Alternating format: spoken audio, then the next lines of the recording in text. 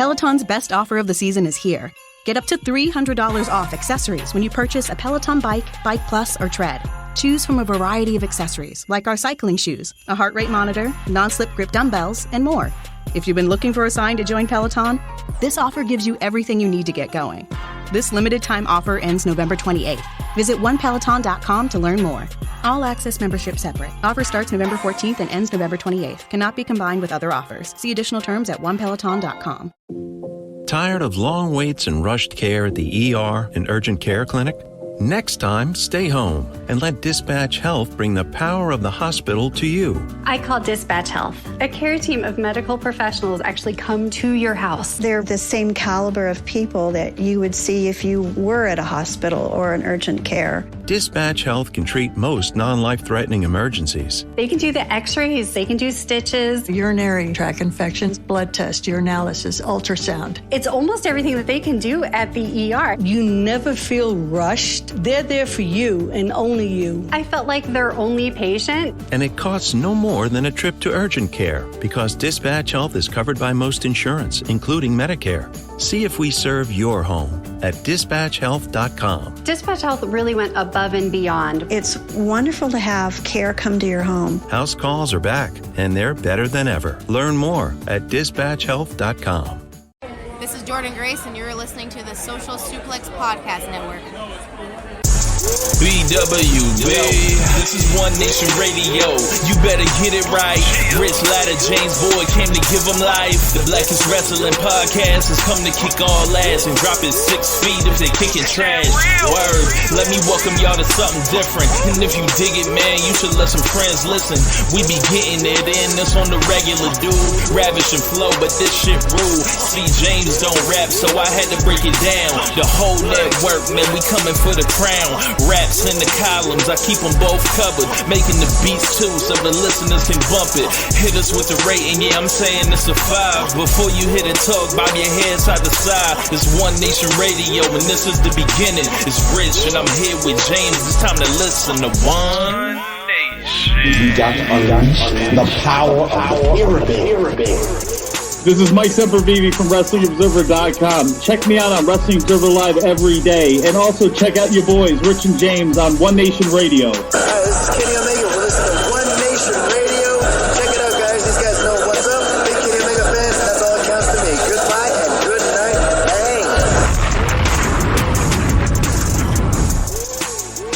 Bang. Hey, folks. Welcome to this week's edition of One Nation Radio.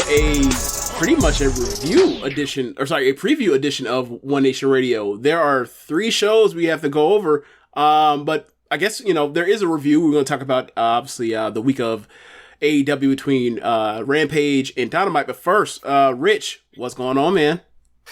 Not much, man. Just chilling. Got some weird news to talk about here on the show. So, as many of you have heard over the years, we have the classic bit, hit the music. So I don't know what happened, but someone's trying to ruin it.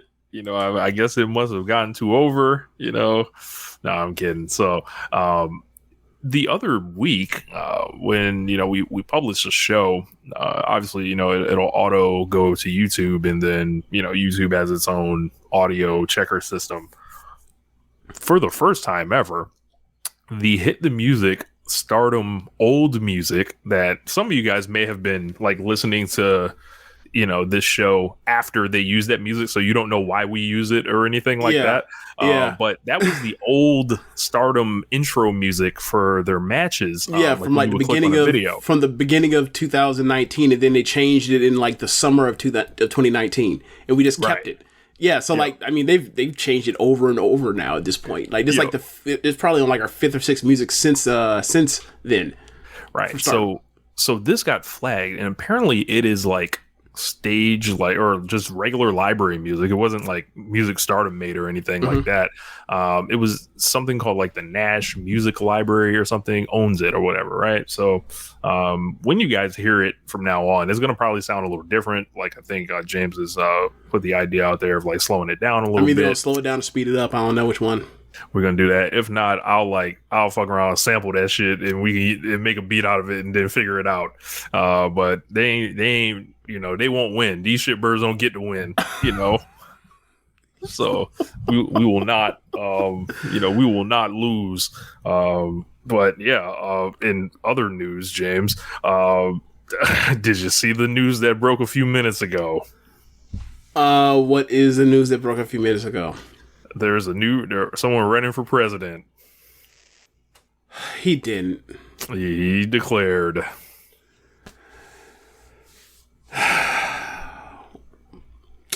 Welp. I think that the Republican establishment wants to move on from him. And there's going to be a war over there. And it's going to be bad because, like, Trump can't beat Biden again. Or he can't beat Biden. And then, like, if they go with DeSantis, like, there are going to be so many people that would have voted for Trump that are going to be pissed that he, got screwed by. They might sit home. Right. Right. So, like, they're staring at an L. They're staring at an L. And there's also, there was also talk that, like, Biden, he hadn't decided whether or not, hadn't decided whether or not he was going to run for a second term. If Trump wins the Republican nomination, he's running again at 100% out of 100. Now, if DeSantis wins, I think it will be I think it would be 99% instead of 100. But you get my point. Like, so, yeah. I'm very excited for the prospective war that is going to break out in the GOP between, and we kind of get to watch it all from afar at the moment. That's y'all problem. Y'all can traffic in the misinformation between y'all. Like how does that work, James? Like did someone like use the misinformation? Like how do you like use the misinformation and then like say the misinformation is lying on me at the same time? Like it's like what? That's a good point because normally like one side makes misinformation similar to like the Paul Pelosi bullshit from a couple weeks ago, and then they run with it even though it's like, nah, man, they got the camera of the dude breaking into the house. What the fuck are you talking about? But whatever. You're right. Like normally it's used. It gets disseminated and then it gets picked up upon, and then like people will either outright use it or they'll do the like Dave Chappelle like thing that Dave Chappelle did at SNL, where it's like I'll allude to it but not actually say it, and I'll just say like I'm just asking questions and I'm just I'm playing fast and loose with the rules and not be looked at as like an asshole. So yeah, man.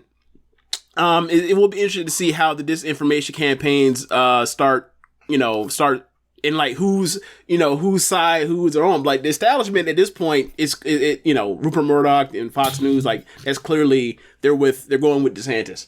And to see like what Trump has left after that, all the people that he, all the election deniers and everything, almost all of them majorly lost. Secretary of State to senators to appreciate everybody going out there to vote last week. And a lot of that last week, I don't know if we were talking about that on the show or we were talking about that during the post show on the stream, but like we had there's a lot of gloom and doom, and I can't believe this is gonna end up this way. But as it turns out, when it comes to like 538 and a lot of the polling places, like the junk, I think we talked about it, like it seems like it's kind of some of these junk polls are kind of giving you that facade of to add to the aggregate to make it look like the red wave, whatever you want to call it, it was coming, which historically first term presidents, first midterm, they get annihilated, like unless you're going to get that oil.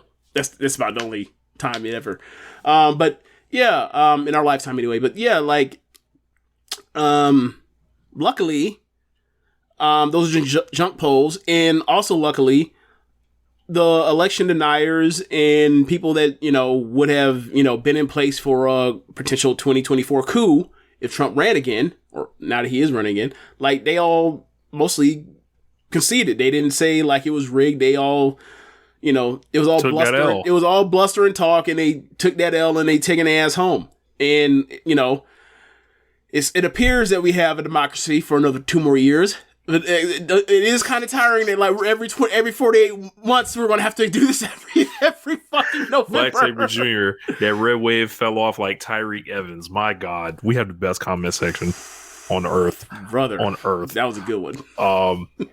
But yeah, where's he playing now? Guangdong Tigers. I know it was a foreign country, but I mean, like, he was in a league that I knew about. I forgot. I think, was he in China? Wasn't he in China? Wasn't he like an MVP? All right, okay, whatever. Ni hao. Damn it. But yeah, apparently, trying to completely deconstruct women's rights was not a winning strategy. It was not. It's almost as if 51% of the population are women. And another part was like, hey man, we're kind of past this age range now, but like the 30 and under group, man, they came through like that last round. Like, look, me and you last week on that show, we were sitting there like Captain America, one versus all, like with the broken shield, and we just have to fight for our lives against Thanos and his whole entire onslaught of planets worth of people. And then all of a sudden, like, the under 30 crowd, man, they showed up and said, hey, James Rich on your left. And look, T'Challa came through, Thor came through, Peter Parker came through, look, Ant-Man came through, Hulk came through, and look, man, I was like, they assembled, goddammit. I was so happy for our youth that they're not like, they seem like they're on a better path than even our age group that we're now like, older millennials or whatever you want to call it. But man, like, it's encouraging to see that like they're not like gonna take it. Well, they're just not like gonna take it. At least for now, they're not caught up in like the disinformation stuff and like fall for it, given that they're always on the internet. And maybe the thing is like they're always on the internet, so like they know better than your 45-year-old, that's on Facebook seeing shit that's bullshit. That's probably what it is because they grew up on the internet. Yeah. But yeah, it was heartening to see that. Now 20 years from now, we'll see. But right now, it was heartening. Yeah. Well, I guess we should probably start with AEW Dynamite this week. Is there any, before we move on, are there any particular packs you want to? I would like to open up a pack for the Arizona Governor's race. Yep. That wasn't number one on my list, but that was number two. I would like to send a shout out to Big Gretch. Yeah, she has definitely like look, they sent folks to come get her. They stopped it and she won. Amazing. They actually really do call her Big Gretch too. I know there's a dude that made a rap song called Big Gretch. I didn't know that. That's and he's rapping like one of them Detroit rappers over them fast beats, but they be like off beat. Yes, bro, it's hilarious. Even better. I'm about to find it. Find the link, send it to me. I got to play it. Oh man. Hold on, man. G-Mac Cash, Big Gretch. That's awesome. And of course, I get an ad. That's great. Alrighty. Big Gretch. Here we go. Hey, on behalf Primo of Detroit, beats on the chat. Hey, we want to present these buffs to our governor. Big Gretch. Throw the buffs on her face, cause that's Big Gretch. We ain't even about to stress. We got Big Gretch. You can find her in the press under Big Gretch. Fresh in a new dress. Yeah, that's Big Gretch. Throw the buffs on her face, cause that's Big Gretch. We ain't even about to stress. We got Big Gretch. At all. You can find her in the press under Big Gretch. Fresh in a new dress. Yeah, that's Big Gretch. Come on. Big Gretch and this bitch playing no roles. Excuse all the cussing, that's just how I get my flow on. If you wanna leave the state, you can stay gone. But right now, Big Gretch says stay home. All that protesting was irrelevant. Big Gretch ain't trying to hear y'all or the president. How we gonna take orders from a non-resident? Talking about it safe, but he ain't coming with the evidence. Big Gretch got him shook now. When it's all over, you invited to the cookout. When it's all over, you deserve to get took out. Big all right, send me the link. Send me the link so I can add that to the show and post. Oh my god. There's no other wrestling podcast that would have found Big Gretch and played it for you. But shouts out to G-Mac. Also, Dr. Oz got to go in the pack. Yep, that was number one on my list. That was number one on my list. Dr. When Oz that man said that abortion should be between a man, a woman, and the legislator. I was like, wait, what? Excuse me, moi? I had me talking French. I was like, what? I what? That is nonsense, sir. Yeah. A lot of these folks headed to Guangdong, and look, get them out of here. Get them on the jet. Look, Masters in Arizona. Did you see his press stuff? Like his campaign commercials? No, bro. It's like some shit straight out of American History X. He's in Arizona desert. He's almost like in a by almost like a watering hole, like a reservoir, and he gets a German gun, and talks about how this is the gun that James Bond had in one of the James Bond, there's like a million James Bond movies, right? Can't remember which one. And then he talked about how he has a silencer on it. He put a silencer on it, and he basically just shoots, aims at stuff that's up the reservoir, right? Just shooting. And he's like, man, he can't hear nothing. He sounds like a fucking serial killer, obviously. And then from that, he has another one similar, right? Where also the car was BMW. It's a lot of European stuff going on there. I wonder what that's about. So then he cuts, all the dog whistly stuff about what this country is and how it's changing and how he wants to keep it the same and keep tradition and all this stuff. And I'm just like, this dude is there's been too many people dog whistling for the last 7 years for you to think this is going to slide. And he lost, Kelly beat him. So that's great. But I was like, yo, this is this is a mess. This is crazy. And then you had obviously you had Mastriano in Pennsylvania, and we still have to do the runoff thing. Yeah. Don't worry. Herschel Walker, the pack is coming. Oh, he's done. There's no They already lost control. They already lost the chance to Senate. People aren't gonna show up in droves. People were always you were talking about that the Kemp and Abrams the Kemp and Walker ticket and how it split, and Kemp won decisively. He lost, but Warnock didn't get 50%, so he had to run off. I think that's it's what, early December. He's done. The father will be going back to the home. You know, we'll be back in the home. Yeah. So I think that. Yeah. So but yeah, man, it was lost the house, but considering historically how it was done,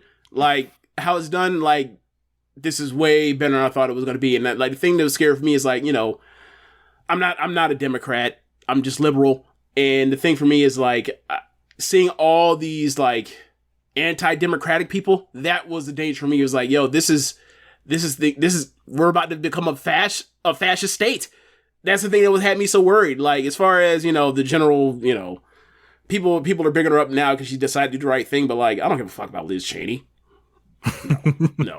Oh, I will say the dunk she had on Carrie Lake last night. Oh my god. Whew. I want to say a week ago, Carrie Lake added Liz Cheney. It was you have donated $300,000 to my opponent, to Katie Hobbs, and it's only made me stronger, and I'm going to win. So thank you. And after, minutes after that shit was called, Liz Cheney added Carrie Lake to that same tweet and said, "You're welcome." Shit'll make your soul burn slow. There's one more to put up for, and that's Mitch McConnell. Ooh, he's getting fired. He's being removed out the thing. Yeah, he gone. And the worst part about it is because you know how off the wall they are. They're going to remove him when he told them that we have bad candidates this cycle. He said that. He He literally said, like, there might be some struggles with candidate quality. He said that months ago. People didn't believe it because they're like, well, look at the history and, you know, we got all this in place. And they finna fire his ass. And look, good riddance. Kick him off the cliff. Bring the next one up, we can kick his ass off too. So yeah, man, let's get to AEW Dynamite from last week. So this was an up and down show, I'd say. A lot of people weren't into this. I thought they did some good stuff, but there was some, I don't know. I liked the main event a lot. Main event was great. Yeah, they just gonna have the to opening keep was fun as hell too. They just gonna have to keep lying, like they gonna have to keep fighting on that lie about Sammy. So do people not like Sammy just say they don't like him, or do they say he's also like not good, which is bullshit? Both. Why can't I don't understand? Like there are plenty of people that I think are talented that I think are assholes. Just rock that and say they're assholes. Yeah. I don't get it. So we opened up Dynamite with the Gun Club and Swerve in Our Glory against the Acclaim and FTR, and this was like this reminded me of like a good Road to match, tag match in New Japan or something.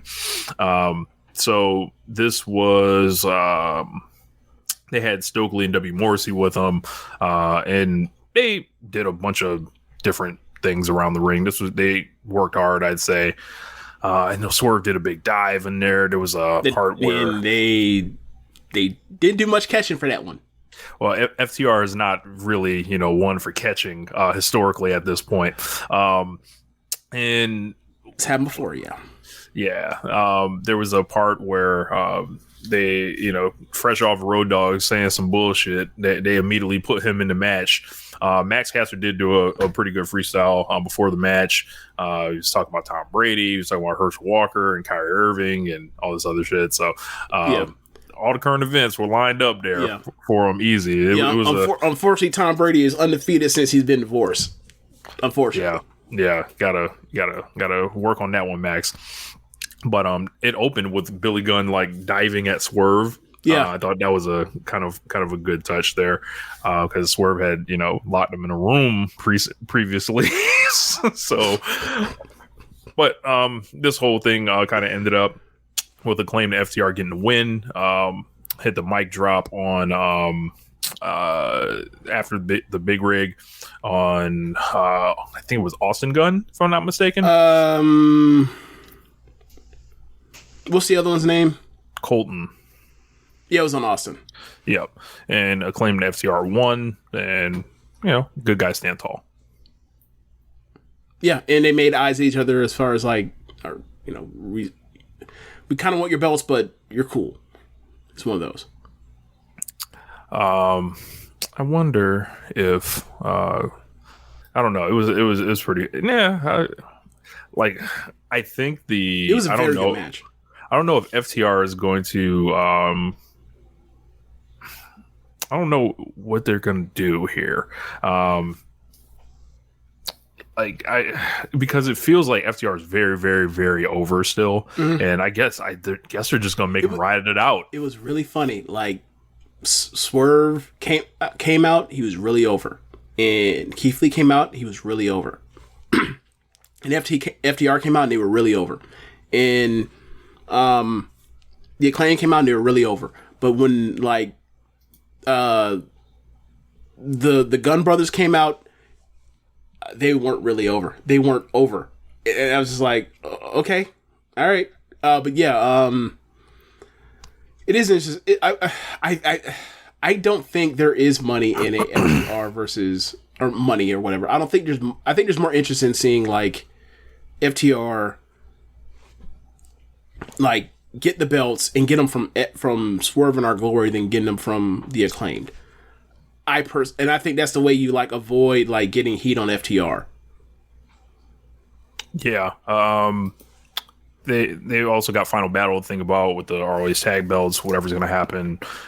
We'll see which way they go with that. After that, we get MJF on this podcast, and it was part of my take. It was part of my take. It was like Barstool. Oh, okay. Yeah. He basically cuts a promo on the camera on the podcast. This is excellent. Just rapid fire. I like this so much more than like when he's doing all the shoot stuff and that sounds dumb and all that. I thought this was way more effective. He talked about being attacked by the Firm in Stokely. He talked about he was on the sidelines and he was cautioned by people to not return to the ring, take it easy. He talked about a lot of the biggest moments in his career getting overshadowed by random mentions of saying like Cody with the neck tattoo and different things like with Matt Hardy, bunch of like other weird some stuff things. Hit, some stuff didn't, as far as what were actual distractions, and other things were just like, well, the match just wasn't that good, Max. It is what it is. And then like he also cut the thing where like, luckily he threw in Dusty Rhodes, Ric Flair, otherwise it'd been another like, oh, he's sucking WWE's dick again. Where he's like Bruno and Dusty and Flair and Hogan and Rock and Austin and Cena, and he stopped there. He did not mention Roman Reigns, which is also funny because it's like you're comparing. Look, I understand what John Cena has done. John Cena is not The Rock or Austin, whatever, or Hogan. So, and like, but that's also the part where it's like he's trying to play this, or it feels like they're still trying to do the tweener thing with him. And like, you got to give me something.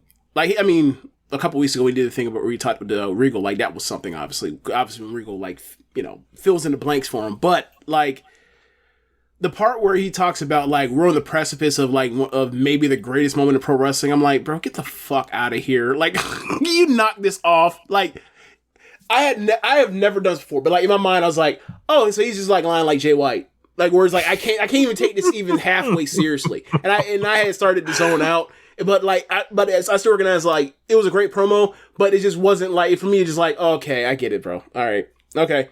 But yeah, it was a great promo. He talked about he's going to be ready in the Prudential Center. He's going to be standing across the ring from Moxley. He says the biggest match in his career, the biggest match in AEW history. He doesn't like Moxley, thinks he's a scumbag. Says he really has no athletic ability at all. But he respects him. Yeah, but he's like, despite all that, you made yourself the best wrestler in the world and all that stuff. So he put him over a little bit then. So you know what it reminded me of? Do you remember before? Which is funny because we just got brought up.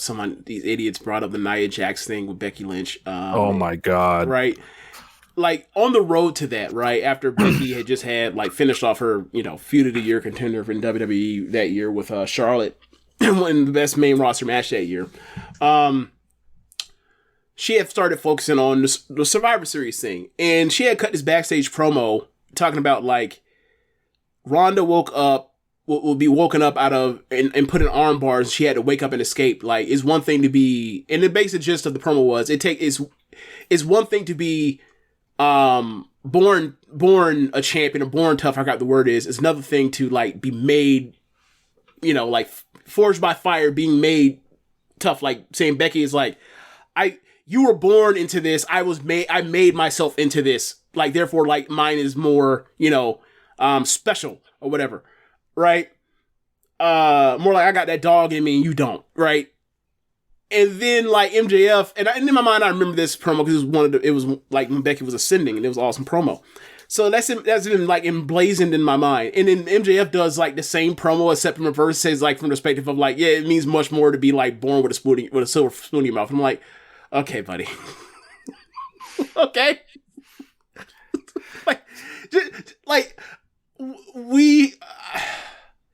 This would work so much better if he was just a flat out heel and everyone would just boot him. Like before all the shit with CM Punk and him leaving. Like, it was so much cleaner than this. It really was. Yeah. I think he's walking a fine line because he's always going to execute the performance stuff well.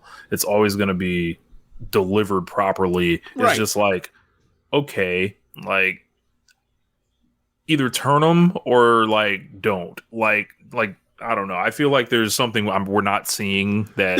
There's clearly a domino or a piece missing that we're going to get like this weekend to we get a determination on what he actually is going to be. The thing is, like, I felt like he was playing it better down the middle to where you don't know which way it was going before this week. This week made it where it's like we're trying to get to the match and no one's going in, and it's almost like they feel like people may cheer MJF, but like everyone's mostly is going to be cheering Moxley. So like I gotta kind of heal it up this particular week because it's the go in, or sorry, we're only like 10 days out from the date of this show. So it was kind of felt, that's what it felt like to me. But you know, like I almost feel like I'll save this part for the preview version of it, but when we get to the main event, but of Full Gear. But yeah, it's just it's like they're all doing really good things, but like I feel like there's something missing. Maybe it's the direction. I don't know. So we had Paige and Kingston in the first round of the championship eliminator tournament, and hold on to your pants, everybody. Eddie Kingston lost clean to Ethan Page here. Super finisher to beat him off the top rope with the Ego's Edge. Yep, the only two people that were given real mic time going into this are Ethan Page and Ricky Stark, so I kind of felt like I saw this one coming. Kingston had the stretch plum on, but for the visual victory, while Stokely had the ref taken. So yeah, I mean that was a bit of protection, but it was like I'm surprised they did that one. Yeah, and I kind of mentioned last time why they would try to like put a little push on Ethan Page here. But it's Ethan Page at the end of the day. So I don't even mind it as much as like, wow, you could have used Kingston for another round. And now I have questions like what Kingston's doing on pay-per-view. He might not be on it. Well, that sound like a good idea to you? Did you see? Well, there's only one other option. He has a tag match on Friday, where he's going to be teaming with Ortiz to be taking on Jun Akiyama and Takeshita. Yes, Konosuke Takeshita and Jun Akiyama. So, like, you know, this could be announced after that. But like, oh, by the way, Jun Akiyama will take on Eddie Kingston 1-on-1. You know. Something like that. So, and I would imagine like June would probably win, but after that, we had what's his name? Page Advance. He's going to face the winner of Bandito and Roosh. Turned out to be Bandito. So next week on Dynamite or tomorrow night, it's going to be Bandito versus Ethan Page, and I'm going to be furious. Because, like, you know, if this is my company, I can fix this tournament real quick. You know, we can just put Bandito all the way through. You know, we don't have to worry about, you know, doing funny angles to run up a bunch of matches to give somebody extra sympathy at the end, like it's about to happen here. Yeah, so we'll get to it. So after that, Ari Daivari is in the ring for some reason. They don't do a lot of spontaneous things on Dynamite. I was like, I watched this. I finished the show like less than an hour ago. So I see Daivari in the ring. I'm like, why the fuck is Daivari on my screen? And then next thing I know, he's calling out Wardlow. I was like, oh, okay. He's going to murder him. Okay, fine by me. Fine.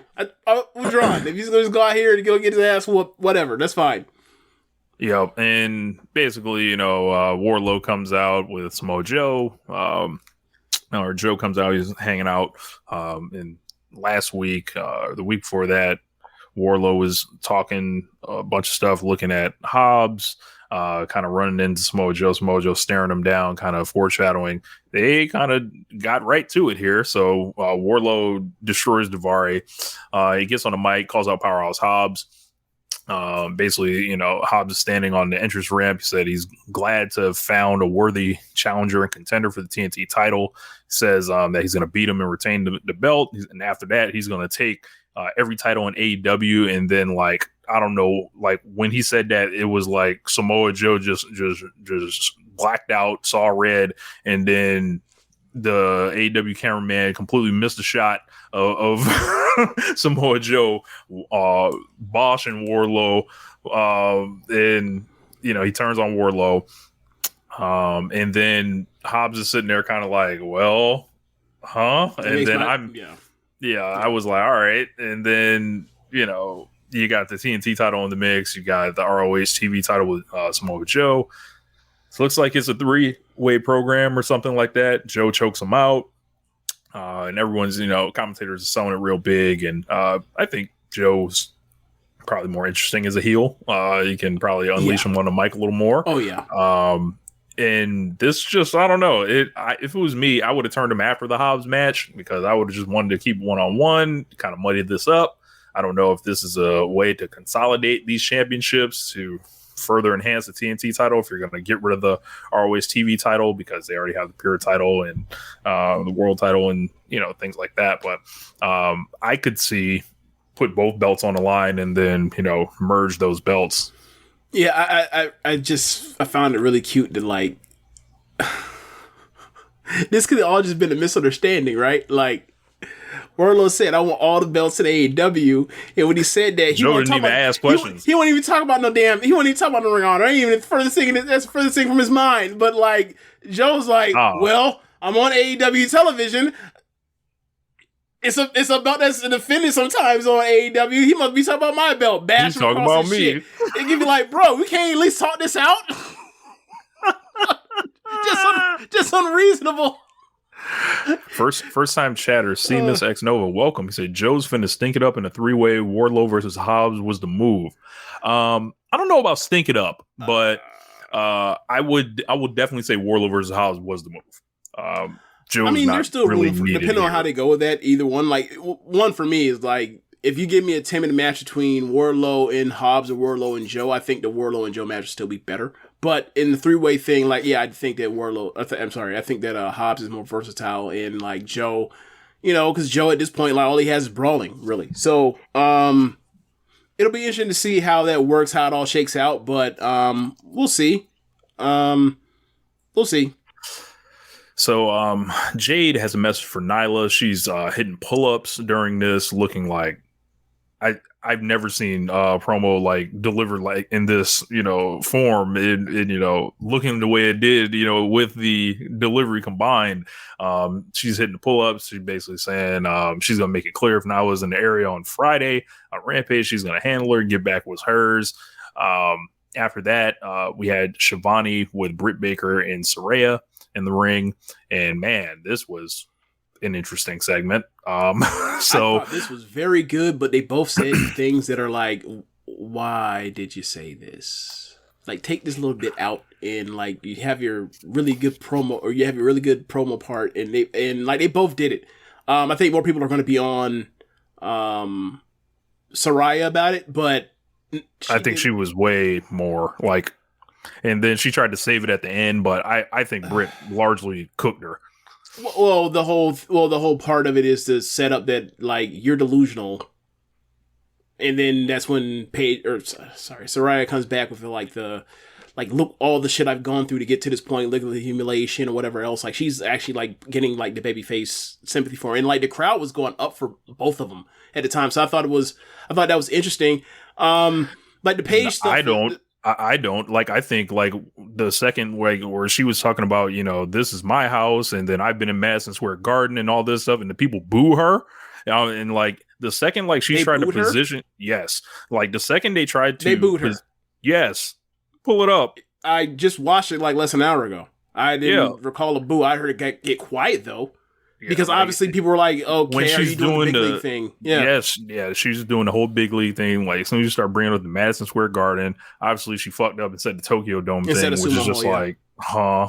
And then it was like, you're not even a real star. You don't know how to be a superstar. As soon as like you hear that, it's like, get the fuck out of here. Like, you can, like, this should be a rule for anyone that comes in from WWE that's trying to be a babyface.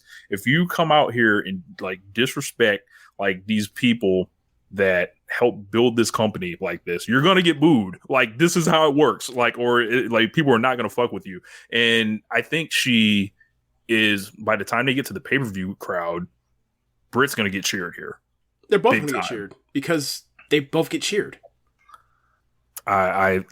look, the time is coming up on Soraya. Now, my thing is, if you want to say that, like, it's the pay-per-view crowd, is like, well, they're just in Boston, right? It was happening in Boston, right? Yeah. Yeah, so I don't think, like, yeah, like, because ultimately what it comes down to is, like, I don't know how long this program is going to go. I don't know if it's going to be any good once he gets in the ring or whatever. But, like, by the time she got to the part talking about, like, all the shit she's been through and, like, she's finally fucking cleared and all that kind of stuff, like, they were happy for her. So, like, regardless of her saying those things that are just like, yeah, you shouldn't say that shit, it ended up working out at the end. So, like, I mean, I don't know how to, you know, how people handle it or whatever else. Like, but yeah, just the, like, it feels like they're both saying stuff to each other. Or like they're both, they're trying to skirt the line, but they're not like nearly as good with tight roping this line like someone like a MJF is. Even though MJF can be clumsy at times with it every so often. Like, this was just wrong audience to say that stuff about Britt's not being a star. Even if she's a shit heel, who cares? Yeah, it's more the big star bullshit like that plagued TNA for years. And I think she turned it around in the second half, but that first half was just like so off-putting, I thought. Britt basically like just answers all the stuff. She says she's given her she's basically says you walked out of your house and walked into hers, and they don't take appointments. That was a cute little line. Yeah.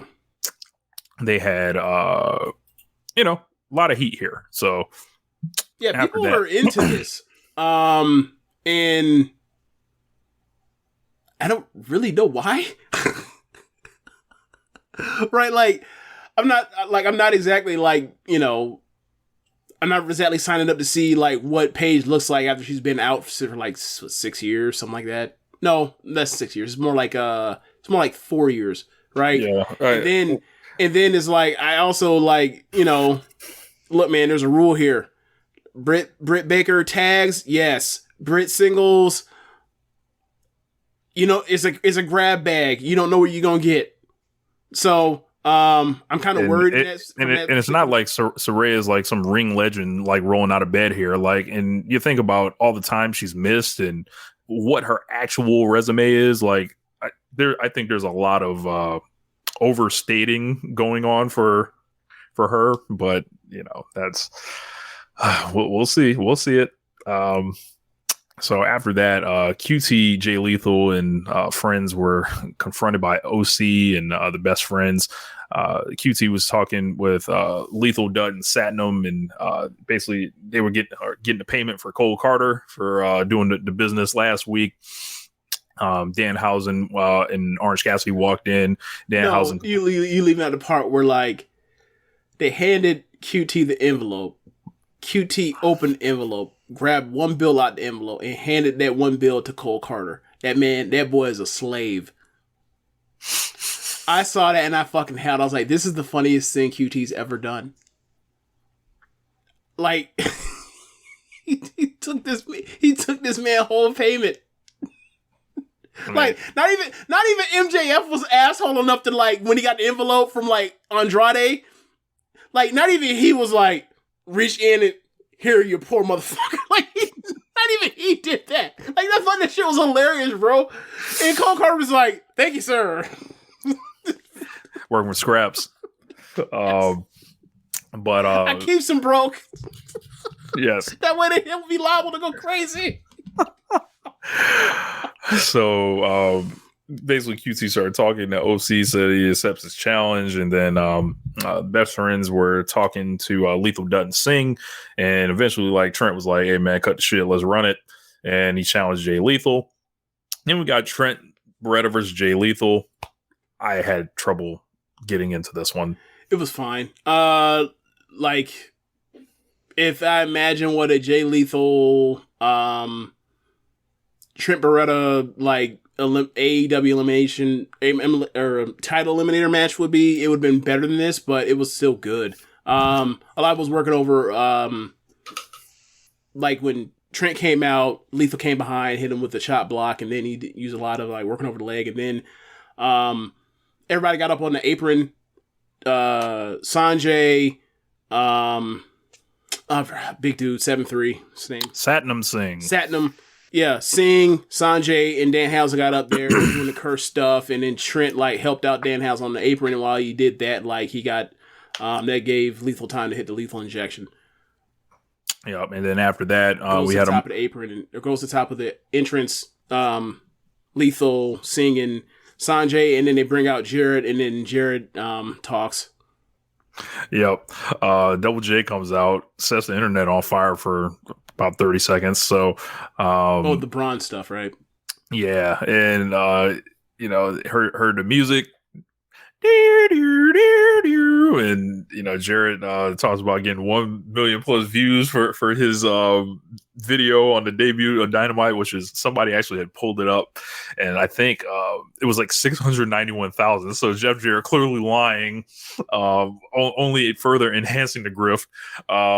And he then essentially gave the rundown promo and basically was like, that's why I'm friends with Sanjay Dutt. I've known him for years and years. I helped break him into the business. Jay Lethal, I signed him to his first contract in wrestling. I love this man. He said Sanjay had like a 180 something IQ. Yeah. And then he basically said Satnam Singh, he's like, he talked about Lethal being so decorated in Ring of Honor, and says he has wins over Ric Flair and Sting, and he basically threw in the IQ thing. And then he said, come here, cameraman. He said, go to his feet and point it up. And then Satnam Singh, he said he's a 7'5" legit giant, and the first ever to play in the NBA, being born and raised in India. And this is not no pretend giant that's getting, in red skinny jeans, that's getting ordered around by the banana. What the fuck did he say? I think he said the banana. Banana nose, the banana nose circus or some shit like that. Yes, banana nose and circus was all put together in that sentence. Yeah, banana nose led circus. He said he's not wearing red pants like a fake giant, and obviously talking about Triple H and Braun. I was dying because this is moments after Strowman, was embarrassing himself. And basically he gets told by a producer off camera to wrap him up, and Jarrett's like, don't ever try to wrap me up again. And I thought he was going to hit the guy. That's where I thought it was going. But the funniest part was like, he's about to bash his ass with that guitar, and Buddy ran. But he was like, no, I see this shit. I done seen this shit. You're not gonna hit me. I'm out of here. He knew. So like they had, how old is Jeff Jarrett? 50 what? I had to look it up. He's not 60 yet, is he? Nah, Jarrett's like mid-50s, I believe. Jeff Jarrett age. Jeff Jarrett's 55. Okay, so they had Jeff Jarrett, who's out there in the Under Armour sleeveless deal for a reason. Hey, the gun show also had him had the run down the ramp or whatever else. And I was like, okay, all right. But yeah, man, like I forgot what happened after this. You gotta fill me in and remind me what happened after he said he's gonna put Darby. He put Darby in a body bag last week. He's gonna do the same thing to Sting, and then they essentially announce for Full Gear it's gonna be Lethal and Jarrett versus Sting and Darby, and I imagine this will be an insane Sting match, and an insane Double J action here. You know what's about to happen, man. Darby they've been do a whole bunch of dives, whatever else. It's gonna build towards that one spot. Jarrett hits him over the head with the fucking guitar. Sting no-sells it. He bags off and he puts his ass in the thing. Like, there's no other reason to even do this match other than to do that. Can't wait to see Sting no-sell the guitar. It's gonna be awesome. There's literally 5 stars. Look at it. Oh, man. My God. Y'all are... Jeff Jarrett is an absolute guilty pleasure of mine at this point. I find him hilarious. Like, he's just so... we can get the fuck off the screen. He's so funny. Like, and bro, he just like keeps tricking people. He keeps convincing them. I'm going 5 stars the second Sting no-sells it. That's the only reason why to do it. Is like for example, right? The Rock Hogan match from WrestleMania 18, right? Like, they get there, they're going out of their minds for Hogan. Like, you know what they have to do? You have to get to that point where Hogan does the you, and then Ross like, oh, like that's the whole point of the match. There's no other fucking reason to do it. What are you expecting to see? A 5-star classic? What are you expecting to? No, you're there to see that. That's the only reason to want to do it. So if you're going to do it, do it. And I'm going to enjoy it because Sting no selling is fucking awesome. But I just know that's what we're getting. It's fine. Jeff Jarrett will end up a net plus. John Moxley then gets in the ring with William Regal and tells MJF how he reminds him of himself. He told a story about his early days of trying to fight Regal and talked about how it didn't turn out well for him. He said that Regal was his mentor, but Regal beat him down and tortured him. But eventually got him back. He ended up getting him back and he knocked him out and ripped his ear off his head. Then he talked about Regal then took him under his wing and told him now the real work begins. Regal has this like sick smile on his face this whole time, standing like diagonal adjacent to him. He then basically said, asked Regal who young Moxley reminds him of, and then Regal says MJF. He talked about the first time he wrestled MJF. He talked about some of the good stuff about him. He mentioned like the bad stuff about like the fake gold ring and his clothes that his mom bought him from JCPenney's. Yeah. And then he goes like, look, man, like you're pretending rich and all that kind of stuff. It came off the same way when he said that the MJ or said that Punk was broke, where it's like, and he goes like, look, man, I'm an actual millionaire. I'm an actual millionaire. Like I'm an actual world champion. I've already done the things that you claim you want to be. And he's like, he can tell you on, but like I really enjoyed this promo. I feel like he also did it in a way where it didn't feel like he was big leaguing him. He was like, "Hey, man, this is what it is." Like this, like it didn't feel like he was calling him a less than. He was just like, "Yo, you have like you're trying to walk this road." Essentially, yeah, because basically by the end he's like, but that's all because like once you get in the ring with me, you have a chance to prove all that shit, or I kick your ass again.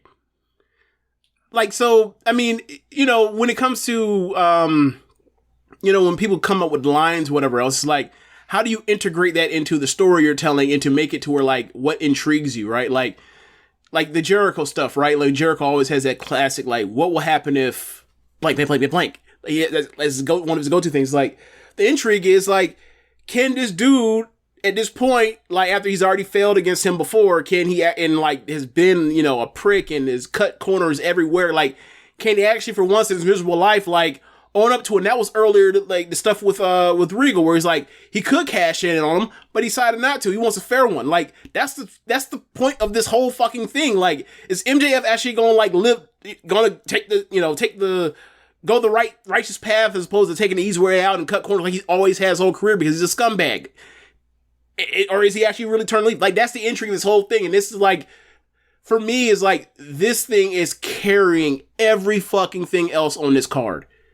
It feels like, as far as like the storyline, intrigue, and build and all that kind of stuff, I feel like everything else far pales in comparison to it. Like, and we'll get to it later, but it's like, people are asking about these pay-per-view buys, whatever else, and I'm like, it looks like it's going to be less than, than what it normally is. But like, it ain't because the main event didn't hold up to his end of bargain as far as the intrigue. Like, everything else is suffering aside from this, it feels like. Compared to previous levels where it's like, all right, what is Punk doing? What is Moxley doing? What is Danielson doing? What is Jericho doing?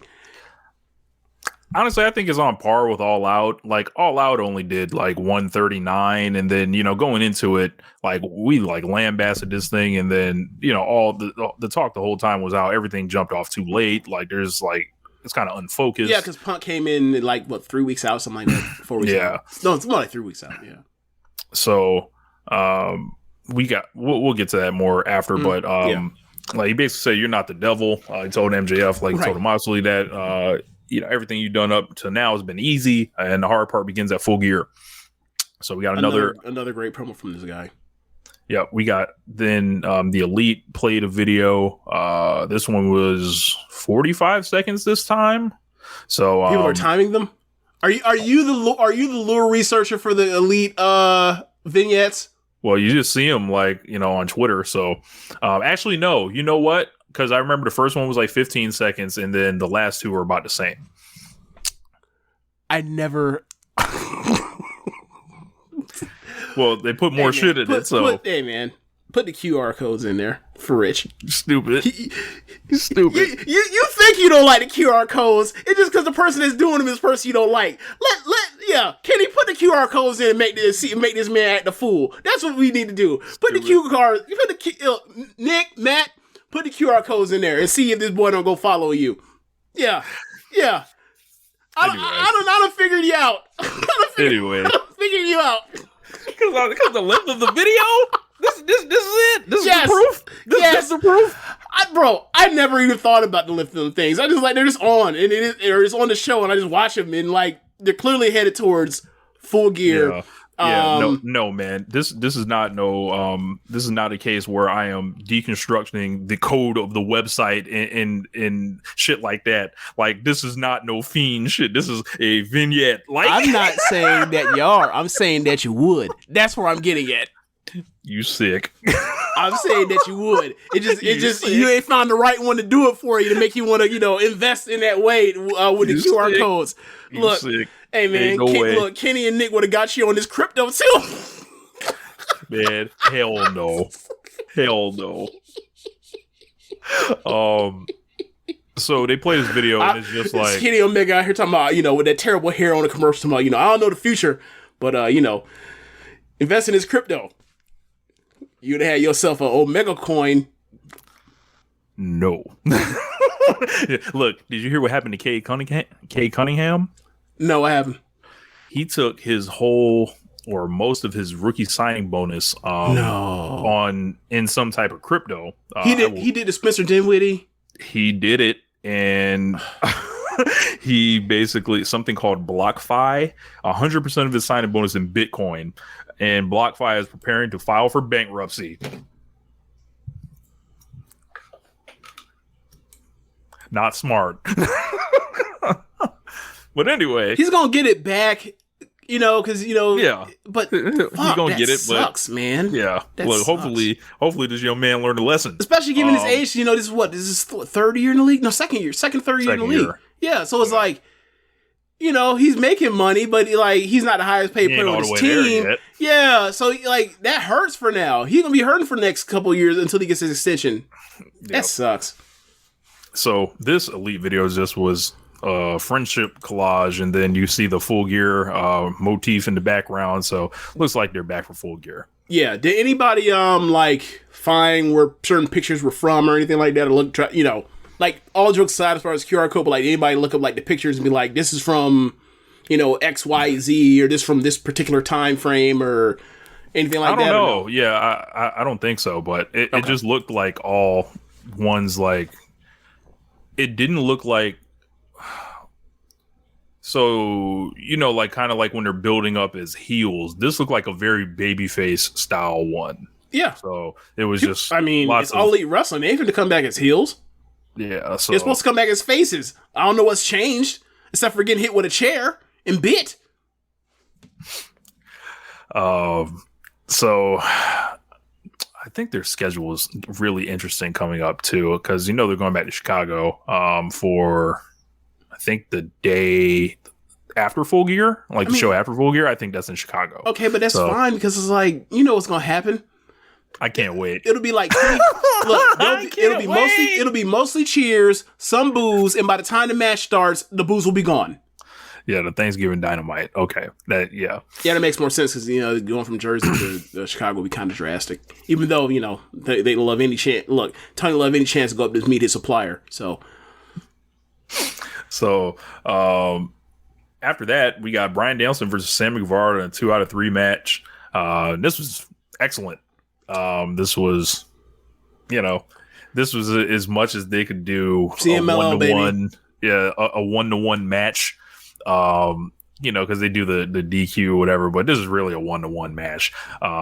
Try to give Sammy something going into the other one, but real quick first fall. Like 2 minutes in. Yeah.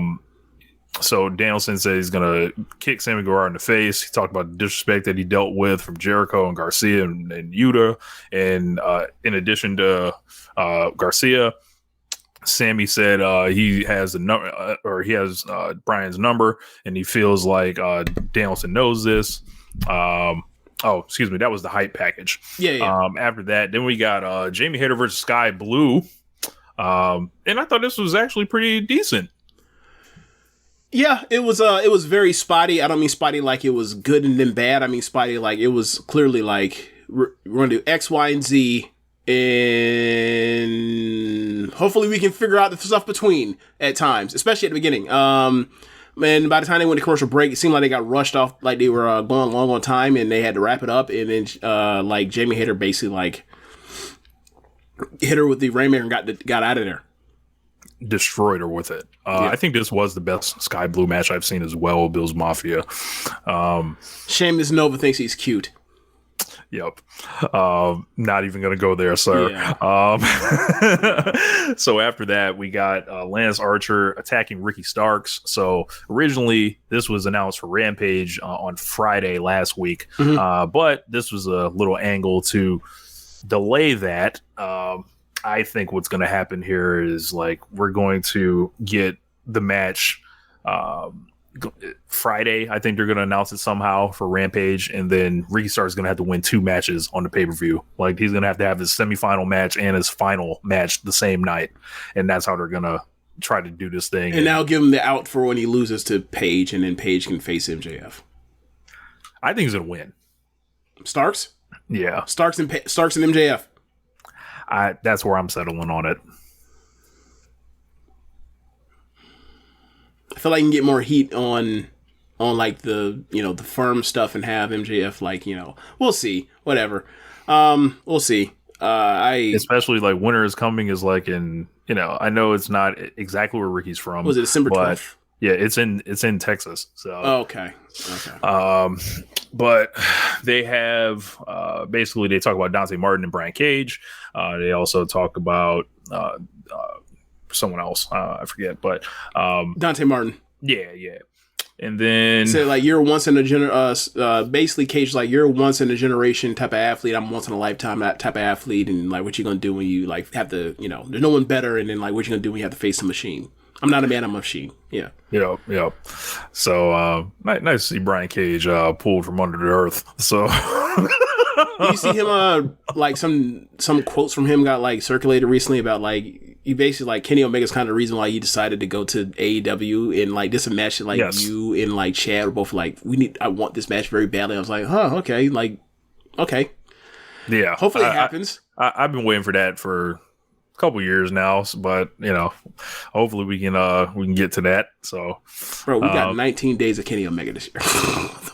Like some groundhog horrible shit, man. like, what the horrible fuck? like fuck, like bro, I hope they let this man hit the ground running like every fucking week. Man, line it up, like line these matches up, stars to get. Like bro, the Young Bucks thanks to CM Punk got hold out of winning tag team of the year, and it would have been so sweet if that had happened. It would have been so sweet if they had came up and caught them boys. It would have been so fucking sweet, but nope. I would have been able to start the agenda from this very show. Like, oh man, bro, this is like a year when somebody missed fucking 45 games in a season. Like, yeah.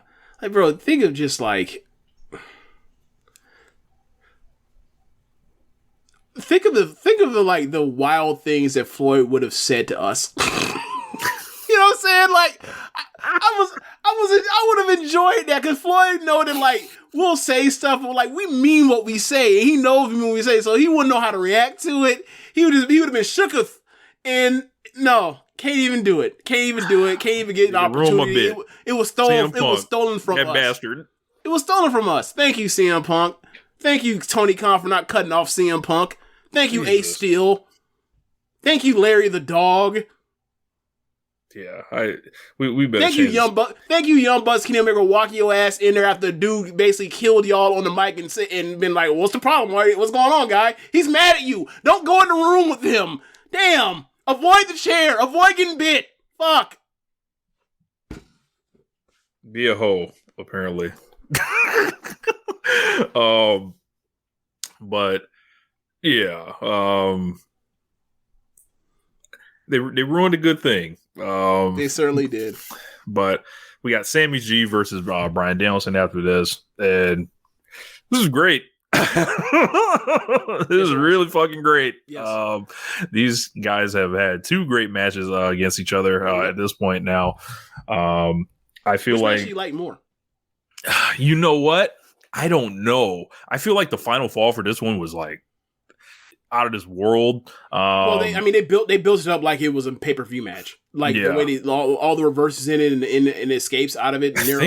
I gave them both 4.5. So like I was like, I didn't even think of it in terms of stars. So I was checked out. Cause like I was checked in and out during the match while watching it. Cause like they went to that fall, like they did the quick heel cheats fall, and then hit him in the head with the chair. And I was thinking like, oh, they're gonna do like the Dan Garcia concussion thing where he's gonna be selling forever. And then luckily, like by the time I realized what happens, like, oh, he's selling the detached retina instead, which I was like, that's so much better than selling being concussed forever, and he can actually fight. So, it made it more intriguing. And then like, then they started like, it was literally like they wrestled it like it's a pay-per-view match as far as like reverses and near escapes. Like that was not like, that was clearly a progression from the first match. It was great. Yeah. That top rope flip DDT was crazy. Yes. Last Super Junior, do y'all think Sammy has better matches with Bryan than Garcia does? Yes. I think that I would rank the because they had 2 Dan Garcia matches, right? Yes. Okay, so I will put the first Dan Garcia match at the bottom. I will put the 2 Guevara matches in the middle, and then I think the best one was the last Garcia match. So after that, we had like it was a DQ first fall. Sammy gets a pin on the second fall, and then the at the end, Danielson like passes him out, I believe, if I'm not mistaken. He slaps on the yes lot. The yes lot doesn't work, and then he taps. So then he doesn't tap. He doesn't tap. He passed out. And then because Sammy. He had him in the yes lock he wanted to tap out for. He transitioned it to like a brutalizer. The brutalizer, like a brutalizer plus the yes lock, and then he tapped out. Or not tapped out, but he passed out and the ref stopped it. Danielson, he didn't, he's big on submissions with people not tapping out. Like, this is, like, whether he loses or wins via submission, it's just like, people just pass out. People don't tap out no more. We're past tapping out now. Yeah, so this is an awesome match, great main event here. Because I was like sitting the rest of the show, I was like, man, where's I need something. I need a super match. Like what are we doing here? And then these boys delivered in spades. So very happy about that one. So let me pull up this AEW Full Gear card. And then we can get into. You mentioned the Bandito and Roosh match from Rampage on. I miss Rampage. My bad, because I was about to say like fill us in on what happened on Rampage. Because I missed it. I am off Rampage. Like Roosh and Bandito, I will go back and watch it. I have it. I have the copy of it. I just haven't watched it. Yeah, I'm gonna watch it probably tomorrow at some point. But I still have Rampage is getting rebuilt because and it seems like the start of the rebuild of Rampage was actually this past week. So, and then next week, of course, there's the return of Takesha, Jun Akiyama, show, right? Yeah. And there's more shit too. So, they also announced a match for this Wednesday. Oh, Cage and Dante. Yeah, I'll watch. Okay, I didn't know Cage Range. Cage and Dante. Yeah, I'll watch it. I'll go back and watch it. Then. Yeah. Couple matches announced for Dynamite this week. Got Swerve versus Anthony Bowens. Ooh, that'll be fun. We got AR Fox and Top Flight. We got to return to Top Flight taking on Death Triangle. So that seems like that's going to be right up my alley. And then you would think possibly it's going to be Death Triangle versus AR Fox and Top Flight. Okay, I knew it was AR Fox and Top Flight. I didn't forget who they were facing. Okay, so I imagine that's going to be a blast. Yeah. Then we got. So who do you think is vouching for AR Fox? Lots of people. Like, because obviously he was on Dark or whatever else for a while, or he got a win too, a couple times. But like, who do you think? Like, who did the nudging to finally get him over the top and on to like Dynamite? I don't know like specifically who, but I have an idea. Like, okay. You know, I would think there are past opponents that vouch for him pretty heavily. I figured the same too, but I didn't want to, you know. Yeah, so I didn't ask specifically, but but I would imagine that everybody knows where a lot of these guys are coming from that are getting trained around wrestling, and AR Fox is like a highly spoken of trainer, so wouldn't be the worst thing to get him in there. So as far as Full Gear, let's do the preview. So we got Jon Moxley versus MJF. Hey man, fuck you! You didn't hear my line?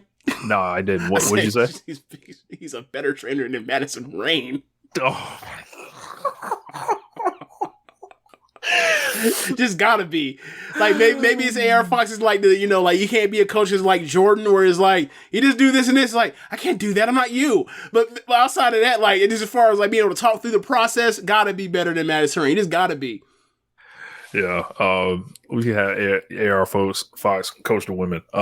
Straight Talk Wireless knows there are plenty of reasons you might need a new phone, but switching to a better wireless provider doesn't have to be one of them.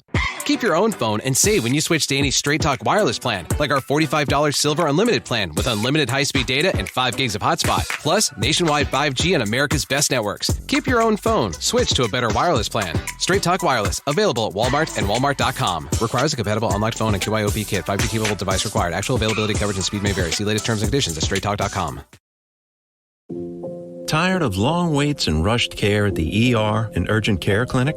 Next time, stay home and let Dispatch Health bring the power of the hospital to you. I call Dispatch Health. A care team of medical professionals actually come to your house. They're the same caliber of people that you would see if you were at a hospital or an urgent care. Dispatch Health can treat most non-life-threatening emergencies. They can do the x-rays, they can do stitches. Urinary tract infections, blood test, urinalysis, ultrasound. It's almost everything that they can do at the ER. You never feel rushed. They're there for you and only you. I felt like their only patient. And it costs no more than a trip to urgent care because Dispatch Health is covered by most insurance, including Medicare. See if we serve your home at dispatchhealth.com. Dispatch Health really went above and beyond. It's wonderful to have care come to your home. House calls are back, and they're better than ever. Learn more at dispatchhealth.com.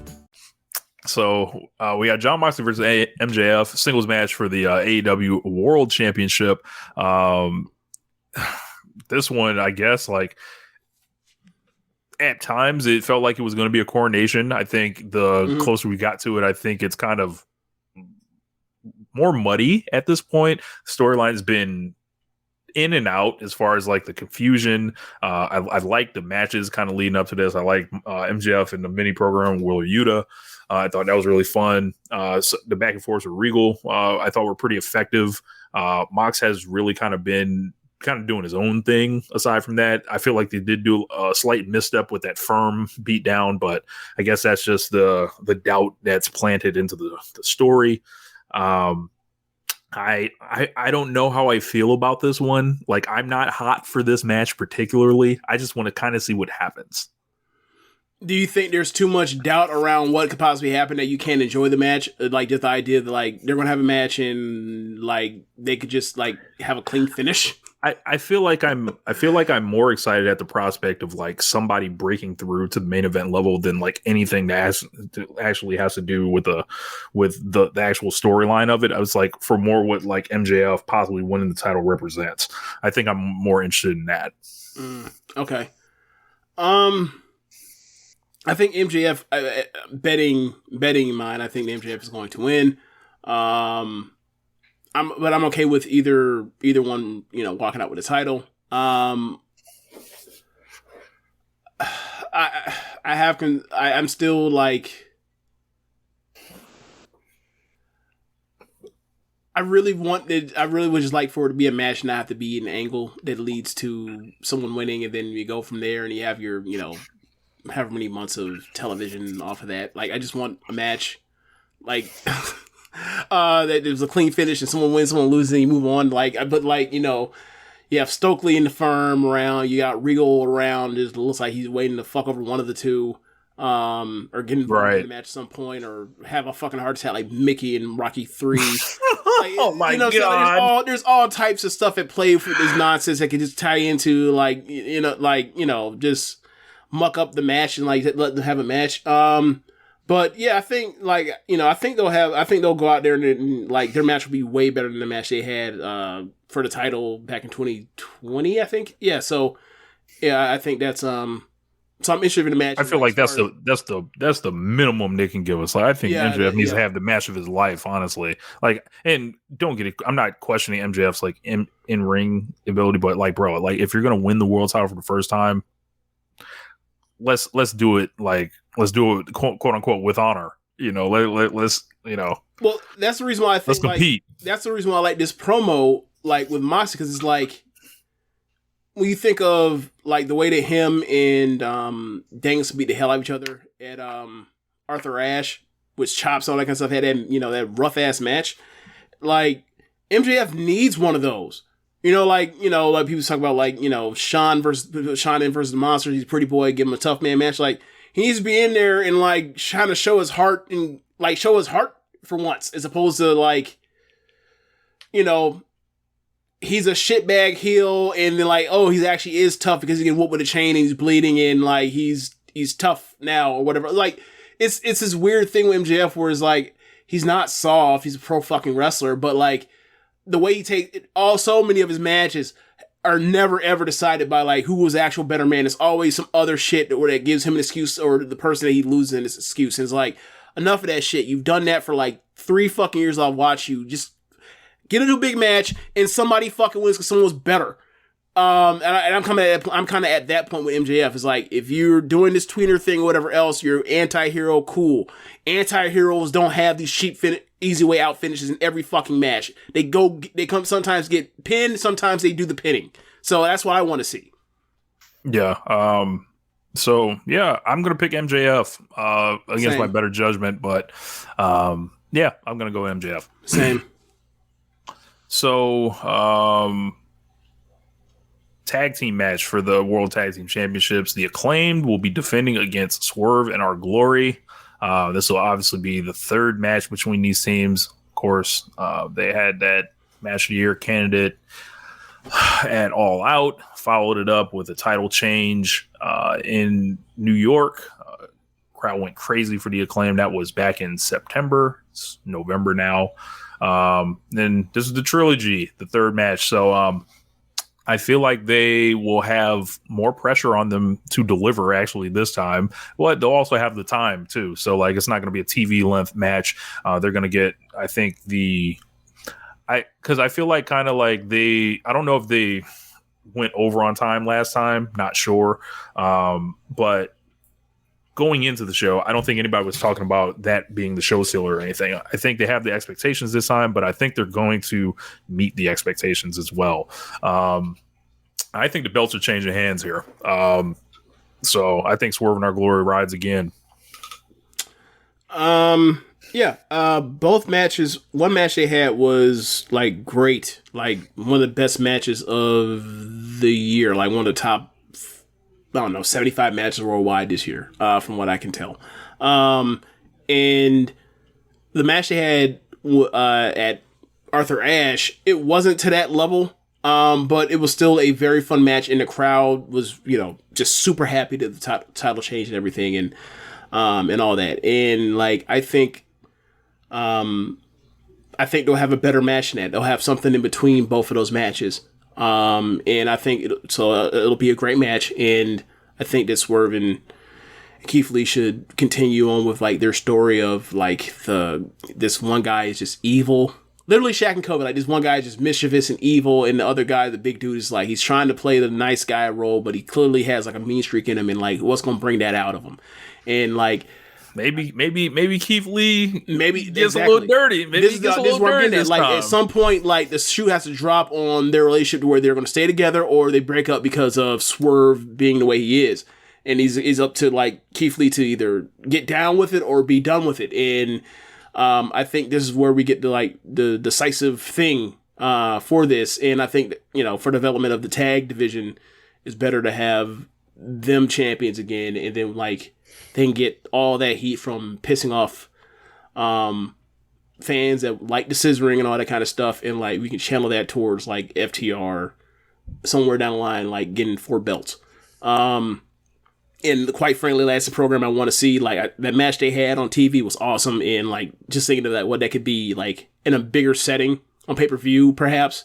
That's what I really want. Now that the Elite are in the Young Bucks are in the trios division, this is what I really want. So that's what I'm looking for. Yeah, so I think this is going to be excellent. Write it down right now. So I'm going to pick Swerve and Lee here.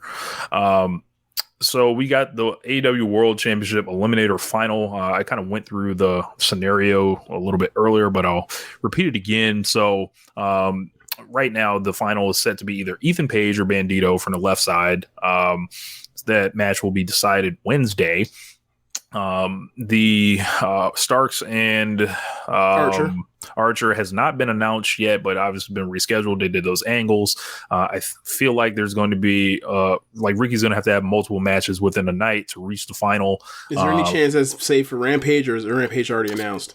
Could be Rampage. Okay. So I would think they're going to do a Rampage, and then Starks is going to have to, like I said, win multiple matches to reach the final in one night or something like that. So, or to win the tournament, excuse me, had to win in that. So, I feel like we're looking at Ethan Page and Ricky Starks for the finals. I'm going to go with Ricky Starks.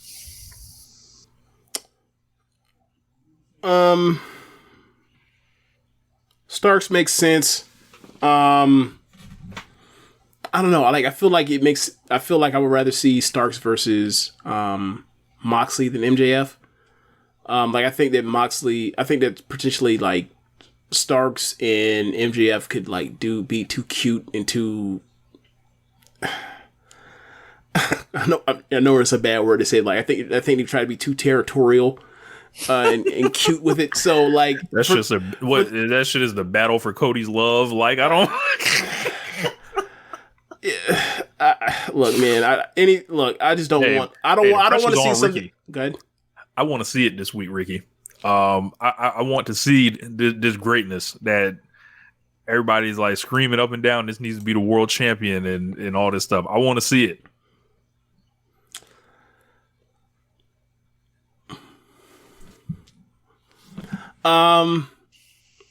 But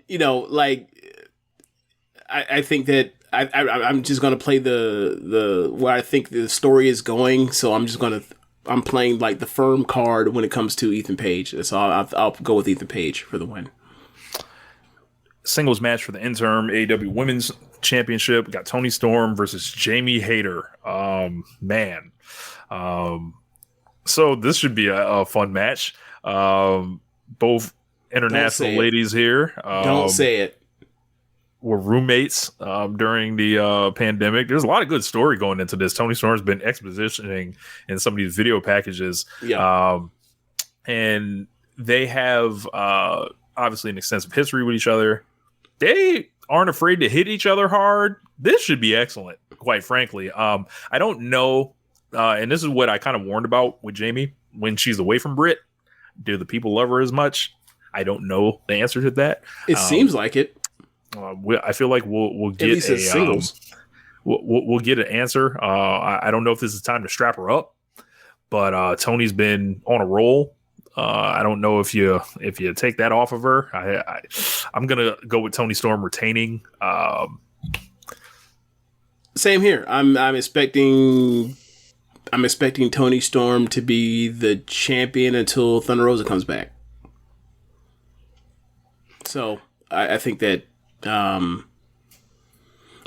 means that Toni Storm retains, and I also think that Britt will pull double duty on the show. She will face Saraya, and she will also come out and probably try to cheat. Toni Storm end up costing Jamie and leads to the final big thing, whatever else. So this is something that's needed. between them. Like their time has came and their time seems to be passing. And I think for has much the crowd has gotten behind Jamie of late. Like I think it's appropriate for her to like, kind of see what she can do as a single. So, Black Sabre Jr. brings up a good point. He said he would like for this match to open up the pay-per-view personally. A good match with that opener crowd should be great. I feel like they should only open is if they take the wheels off them completely and try to have a blow-away match. That would be the only way I would open with it. If it's not slotted to do that, I wouldn't do it. Do you think they could have a blow-away match?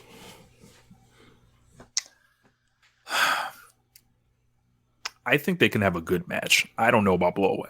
I think they can have a very good match, and I think they could have like some 3 3/4 to 4-star thing. But like, I don't necessarily know if like I should be expecting a 4 1/4, 4.5 star match from those two. Right. Like maybe if like we were further down the line and like the stuff that Toni Storm has like told us about their relationship was like further expanded upon, so you have like that emotional grip for both of them in their relationship and where they are now, but it's not really there, so it mostly just comes down to like what's the match gonna look like. And I think it'll be very good, but I don't think it's gonna be like one of the 3 best matches on the card, for example. I think that'd be asking a bit too much. So we got the Fatal 4-Way. Going to be Chris Jericho, Bryan Danielson, Claudio Castagnoli, and Sammy Guevara. Lots of stuff going on here. This feud has gone on for a long time at this point. This has been these guys have been handcuffed to each other since after Revolution. Yes, since the first week of March. Yeah, so I think they could stand to wrap this up at some point. I don't think this is the wrap up, however. I think this is going to go through to whatever final battle is, but feels a little weird. I don't like 4-ways and 3-ways and shit like that, personally. I would if like Jericho were not involved in this. Like, for example, I think that for a 4-way match, Danielson can do whatever because he's Danielson. Guevara is perfect for a 4-way. Cesaro. Claudio is perfect for a 4-way. I just think that, Jericho with what he likes out of professional wrestling where he calls it in the ring, can't really be doing that with 4 motherfuckers around, even though he's done it a million times or whatever else. Like it will behoove for him to like come up with a game plan before you end up like the MJF and Jericho versus Bucks match from like last year or 2 years ago. It could be where it was like, this should have been better, and you're kind of like wondering why. So it could be great. I think it'll be very good, though. I think at worst it'll be very good. I'm having trouble picking a winner on this one. Since it's a 4-way, I'm just gonna go with the champion retains. Yeah, champions don't seem to ever really lose these things. Keep it intact because they're still trying to get that TV deal or whatever else for Ring of Honor. So I think you keep Jericho as the launching champion. I think Jericho's going to pin Sammy. Ooh, that'd be interesting. Yeah. That'd be interesting. Because then he could be like, hey, he could cheat him or whatever else you could like. Or he could do he cheats Sammy a little bit. Sammy, there's some heat, and you can kind of get this, Garcia and Guevara thing popped off a little bit again. Yeah, I would like to see that. Spring a little Guevara and Garcia on spring a little bit of that on the show again. Singles match for the TBS Championship, Jade Cargill and Nyla Rose. This is the first time Jade's ever really had to carry a feud, I'd say, rather than just someone steps up. Nyla's kind of been the perfect person, I think, for her because, like, dead serious as Jade is like as unserious as Nyla is. So it's been like kind of funny to see her like just irritate this big like stone face like statuesque woman. Yeah. Yes. So this has been pretty fun. But I think Jade obviously gets to win here. Yeah. But like I'm just a sucker for like person steals someone's belt like angle. I'm always like. They never keep it, James. They never keep it in the end. No, that's not the point. But like, it's just funny. Like, if someone was pissed, like you have literally stolen from somebody, and like they can't call the police because you come off like a hoe, and then like you can't and then like the person clearly is like not putting themselves in a position to ever get their belt take their belt back. So like it's just always just fun. It's always fun because it's so disrespectful. It's just so disrespectful. And then like, you know, another one I'm just a fan of is like the angle where like people just jump, like, you know, it's kind of like Malachi Black and Cody where it's like so one person just jumps one other person over and over and over again. I'm always have fun with those. But yeah, I think this match should be good. You know, Nyla has had plenty of good matches in big spots. If I think this is a good opponent for Jade. Personally, I want to see Jade kind of like step up a bit, like as far as performance here. I think Nyla has probably had Hoss matches somewhere, right? I would like to see these two go really hard for about 6 minutes, throwing, suplexing, no selling. You know, the template is there. You know, can we send them a Micah and Himeka tape, you know, against each other? Can we get them some footage on Ami, you know, and Giant Saya? So like, you know, can we get, you know, something there? So if we can get in that ballpark, I'll be happy. So singles match, Dr. Britt Baker versus Saraya. So obviously they've had like the from the moment Saraya showed up, she's kind of had Britt in her sights. They've done this thing where they were ducking and dodging as far as Britt not wanting to sit down. They were intentionally vague about Saraya's status, kind of as a storyline. They obviously did the promo last week. I don't know. Like, I feel like they're paying Saraya a shit ton of money and they're just going to put her over. But I mean, Britt loses all the time. Not all the time, but she loses big matches. Yeah. So I think Saraya's going to win. Do I want that to happen? Not really. It doesn't matter because Britt will still, after losing, she'll be like doing the Jamie stuff and the fallout from that. So it doesn't matter. Yeah, I think Saraya has to win. Now the main thing that I care about is like, what is this match going to look like? Look, because I tell you,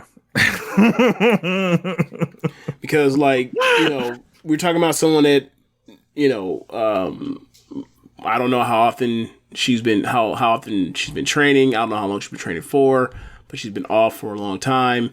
And then like when it comes to Britt and singles matches, it's just a grab bag. So like this thing, it has a bust factor. It absolutely does. So we'll see. I mean, but it could be worse. It could have Madison Rayne in the match. So I think it's safe to say this will be better than Madison Rayne.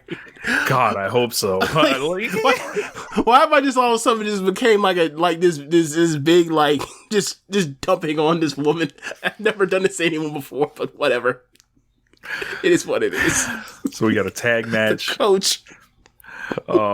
Jeff Jarrett and Jay Lethal against Sting and Darby Allin. Oh man, this will be insane. Write it down right now. Add to the Sting and Darby collection. I can't wait for the Last Outlaw to make his in-ring debut. My question is, okay, so Dutton Singh will help catch Sting, right? Yes, they have to. Okay. Look, or Darby's going to like jump off the arena, you know, onto these boys. Well, that's going to happen, but Sting is going to have a dive at some point. My thing is like, we can't be expecting Jeff Jarrett to catch Sting. We can't trust that. So like, I need the Stardom catch off a dive. I need one of them. I can't wait to see the big Memphis punches. It's gonna be lovely. Lovely. He's gonna be punching from Mississippi. You know, it's gonna start way down here. You know. Yeah. Not totally unrelated. Like Katsuhiko Nakajima's in the country. Just totally unrelated. Just no. So is Marufuji. No reason. Just thought I'd just mention. Kesha will be back. Yeah. Jun Akiyama. Yep. And if you guys are noticing, we got one more match on the preview. Luchasaurus will be taking on Jungle Boy Jack Perry in a steel cage match. I'm sorry, what? Dragon is here. Steel cage match. When was this announced? Rampage. Okay. So they're going to have a steel cage match. I imagine the Jungle Boy is going to go insane inside a steel cage. And, you know, the last time they had a match, it was awesome. And this time, like, you know, there's no Christian, presumably. And I think this is going to be a threat to steal the show here. And probably will be one of Jungle Boy's signature wins of his career, I would say.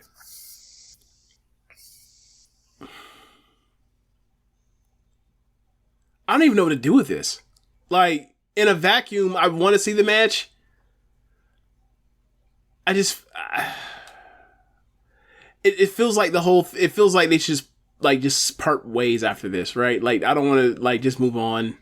Like, unless they're still hoping that Christian can come out of that sling and wrestle eventually. I don't think he's wrestled since March. It's been a minute, but yeah, like I don't feel like a cage match is called for between them. They could add a singles match or a different type of stip than a cage match. Like, 'cause how many was it? Like, they've only had like 2 cage matches in AEW before, right? This is the third cage match. Cody Wardlow. What was the other one? Britt and Thunder. Yeah. See what I mean? Like, it don't even feel not even close to the same level of. I disagree. These guys have been together from day one of the promotion. Yeah. Essentially. Yeah. They have the long storyline. Yeah. They had an awesome match in Toronto last time. Oh, Lucha Bros and Young Bucks as well. So the greatest feud in the company's history. Right. And then they had an awesome match in Canada, and this is the rematch of that, so I'm with it. Given how the time, like I said, this is the third time fourth time they've ever done it. "Quote unquote," keeps Christian out. Does it though? One can hope. I know it's not. I know this is WWE, but you know what I'm saying? It's like, if one can climb up out of a cage, one can climb into the fucker too. Maybe his bad shoulder that says it's gonna happen, but like, we'll see. We'll see what happens. I will say, if there's, I feel like Jungle Boy is gonna jump off this thing. I mean, why not? Cody does it. Yeah, like Ray Phoenix did it. So Jungle Boy, it's your turn. You got the juice now. What I will say is this. If another fucking 45-plus-year-old Canadian wrestler opens up a fucking cage door in AEW again, I may snap. Like, Jericho's done it twice in Blood and Guts, and if Christian makes it a third time, I'm gonna be like, look, we banned in Canada. Kenny Omega's the only person that can come through that portal. Him and Bret Hart, that's it. We were sending all of y'all back. I'm sick of this. If y'all are going to come out here and come and wrestle in the U.S. of fucking A for the James Boy, goddammit, you will not be involved with a cage. I'm Sean sick Spears of it. Can't stay? No. He gets it on accident. Renee, sorry, can't come through. The bunny can't stay? Who? Come on, man. The bunny, the real needle mover? Oh, you know, I'll give a fuck. Come on, man. Look, especially when she was talking about she was in the area. It's about she from, what was it? What did she say? Hey, no love St. Pete of Clearwater or Clearwater of St. Pete. What did she say in that tweet today? No love for Ethan Page, you know? Sorry, brother. Sorry. Treating Luther like this. I can't believe you. Oh, man. I didn't even know he was from Canada, but it makes sense. Yeah, man, I've just had enough of people getting in and out of cages, like, when not supposed to. Like, what are we even doing this for? And WWE is like, well, that's past the trope, so they're too far beyond prepared, or beyond the pale to even try to bring back to some sense of reasonability. Like, a reason. That's the word I'm going for. Not reasonability, reason. But, like, enough. Like, let them have their match in that cage, and let Jungle Boy do his thing. Let Luchasaurus do his thing. Let Jungle Boy win, and then we can get to the Christian thing. If Christian is healthy. But if Christian... I think Christian's out for quite a while longer, so, like, that'll be there whenever he returns. Look, if Christian brings his ass in there, please, bro, don't do this to me. Don't do this to me. Don't do this to me. I was looking at Christian's cage match like earlier today and compared him to somebody and comparison to somebody. And like, you don't want that comparison yet. I'm gonna leave it alone. I'll tell you off air. But look, man, don't do it. Don't do it. Hey, Bill Mafia said Jericho was born in Manhasset, New York. He beat your stip, James. He's a dual citizen. I already knew that. You didn't got me with that one. I know. So there's only 9 matches announced right there. I can like compared to like the 14 fit on the fucking card. No, I'm anticipating more matches being announced. Like obviously, like the Ricky stuff like has to play out. You can always probably count on a Kingston. Like there's probably Akiyama and Takeshita in the country. I feel like they're going to get announced for something. And also the Elite and Death Triangle. So what is that's Orange Cassidy doing? There's him as well. So, so they've got the trios match, which we all assume is on deck. Okay, so this is how you know how serious I am with this, right? Black Sabre Jr. wisely asked me, does Kyle O'Reilly count? Yes, he has to stay away too. I'm sick and tired of these motherfucking Canadians breaking the rules with these cage matches in America. Take your ass on. Now you know it's real, don't you? Now you thought it was just a gimmick. No, I'm dead. I'm sick to death of it. I'm sick to death of it. Kyle, I love you. You can't come through if one of your forefathers does this bullshit. I've had enough. Callis, he don't wrestle. He can come through. Even though I would love to keep him all out, but whatever. I don't make the rules. He don't wrestle. He's a non-wrestler. He just bumps occasionally. Is he coming back with Kenny? You think? He was in the first Erase the Elite video, so presumably it was. Okay, I didn't know that. Okay. Yeah, makes sense. So, when Kenny first came back, he was showing back up. Yep. Let's see. So speaking of them, Death Triangle versus the Elite. So presumably. A lot of people have speculated the Elite will return after the trios match with AR Fox and Top Flight and Death Triangle. I would probably do that. Like, anytime you can dust off, like, what could be the best match on the show, or maybe the best match you have all year in the promotion, you may as well go ahead and do it. When I think of, AEW, this is what I like. I'm more into this kind of stuff. Here is just niggas going nuts, in in the ring, So we can get these trios belts back going. They've kind of been. Who even suggesting Nick Jackson doing blackface? No, he is not. Does that not read as that? AR Fox takes his face off and it turns out to be Nick Jackson. I'm sorry, this is a black man that takes off a mask, turns out to be white. That is blackface. There's no way around that. What is going on? What is happening to this show? We have careened into the ditch. Do you remember when when Lynn Sanity was going on, right? Oh my God. Got you niggas in his Jordan. Okay, so that's when the what I was thinking was going. There was memes of it was Michael Jordan like with a Jeremy Lin mask on, and that's what was happening. Yeah, yes, that was the meme that was going right at the time. They did a documentary on that for HBO. Insanity? Yes, yeah. I saw a preview for it. It looks pretty good. I kind of want to check it out. I mean, why not? Like, Insanity was fun when it was happening. It really was. It's like, I remember like when he used to do live break-ins on ESPN. Like, he has 35, right? Like they did, like the game winner against Toronto. Yeah, and I was like, I can't. Like, this had been happening for like 2 weeks. It's like, yo, it's continuing. This is wild. And then Miami was like, nah, we had enough of this shit, and it was done. but that was a fun month. Between that and like the Tebow Mania thing, like that was a weird time in sports. Tebow's gonna get one of those. In fact, how come Tebow has not started his political career? I know. I think he's wisely waiting. DeSantis to move out the way. He's waiting for all this shit to clear up. Rich. And getting himself on national television. Rich. Until then. Rich. he would beat DeSantis in Florida for the Republican seat. You know that. He would be a god in Florida. You know he would be here. You know he'd beat DeSantis in Florida for the government. And then governorship. You know he would for Republicans. This man would give up one of them fiery speeches, and like he was down 14 at the half. Have you ready to run through a wall? But hold on, bro. I don't even like. Let's go. You go out there. You deny these rights. Yes, go. Like, wait, what? What did I just say him to do? I didn't even like him. I'm a Florida State fan. What the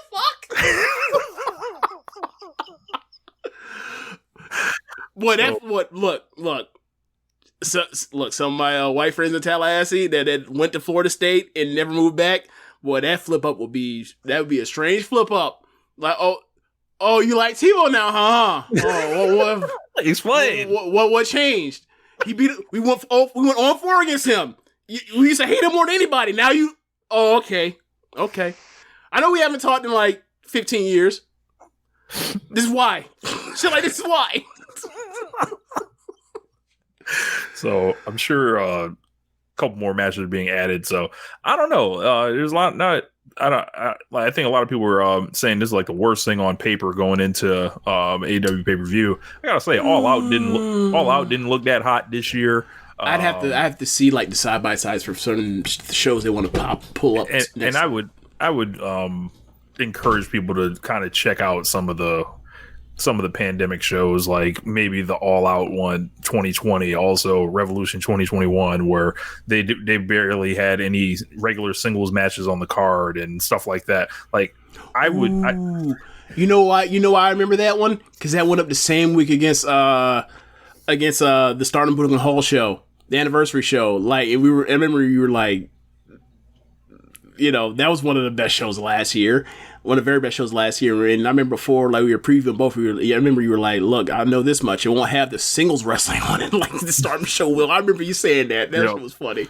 Yeah. So I would not buy into that hyperbole. However, I think what they may actually be trying to say is just the overall temperature of everything. So, yeah. So I think once go ahead. I was going to ask you. So we're done, or do you want to continue with? We're done on AEW. Okay, so I was going to ask you, like, all right, not necessarily this whole cycle, because like coming out of Full Gear, like they had incredible shows, some of the best shows in the company's history, a couple of them, right? Why does it feel like the last half of this cycle was so like far below like the first half of the cycle?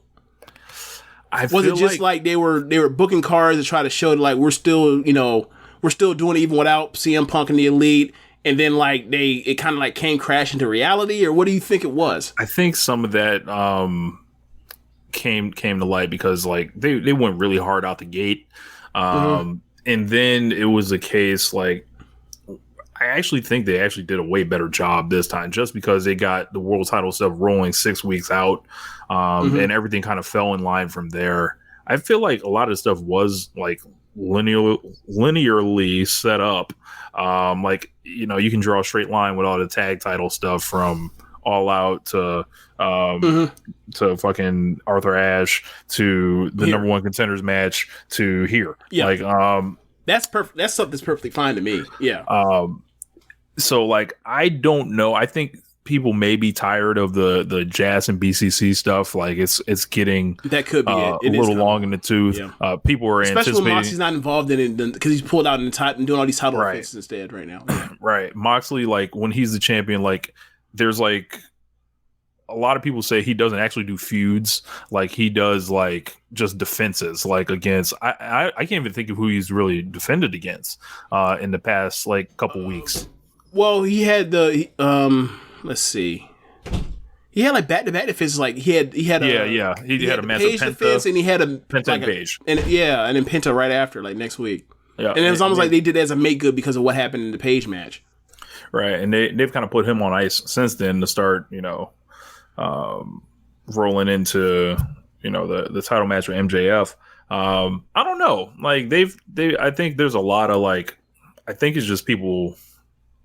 There's a lot of bullshit that actually distracts from what happens on the show that I think a lot of people are wrapped up in, and that kind of creates like a whirlwind. Like the CM Punk stuff or like the discourse?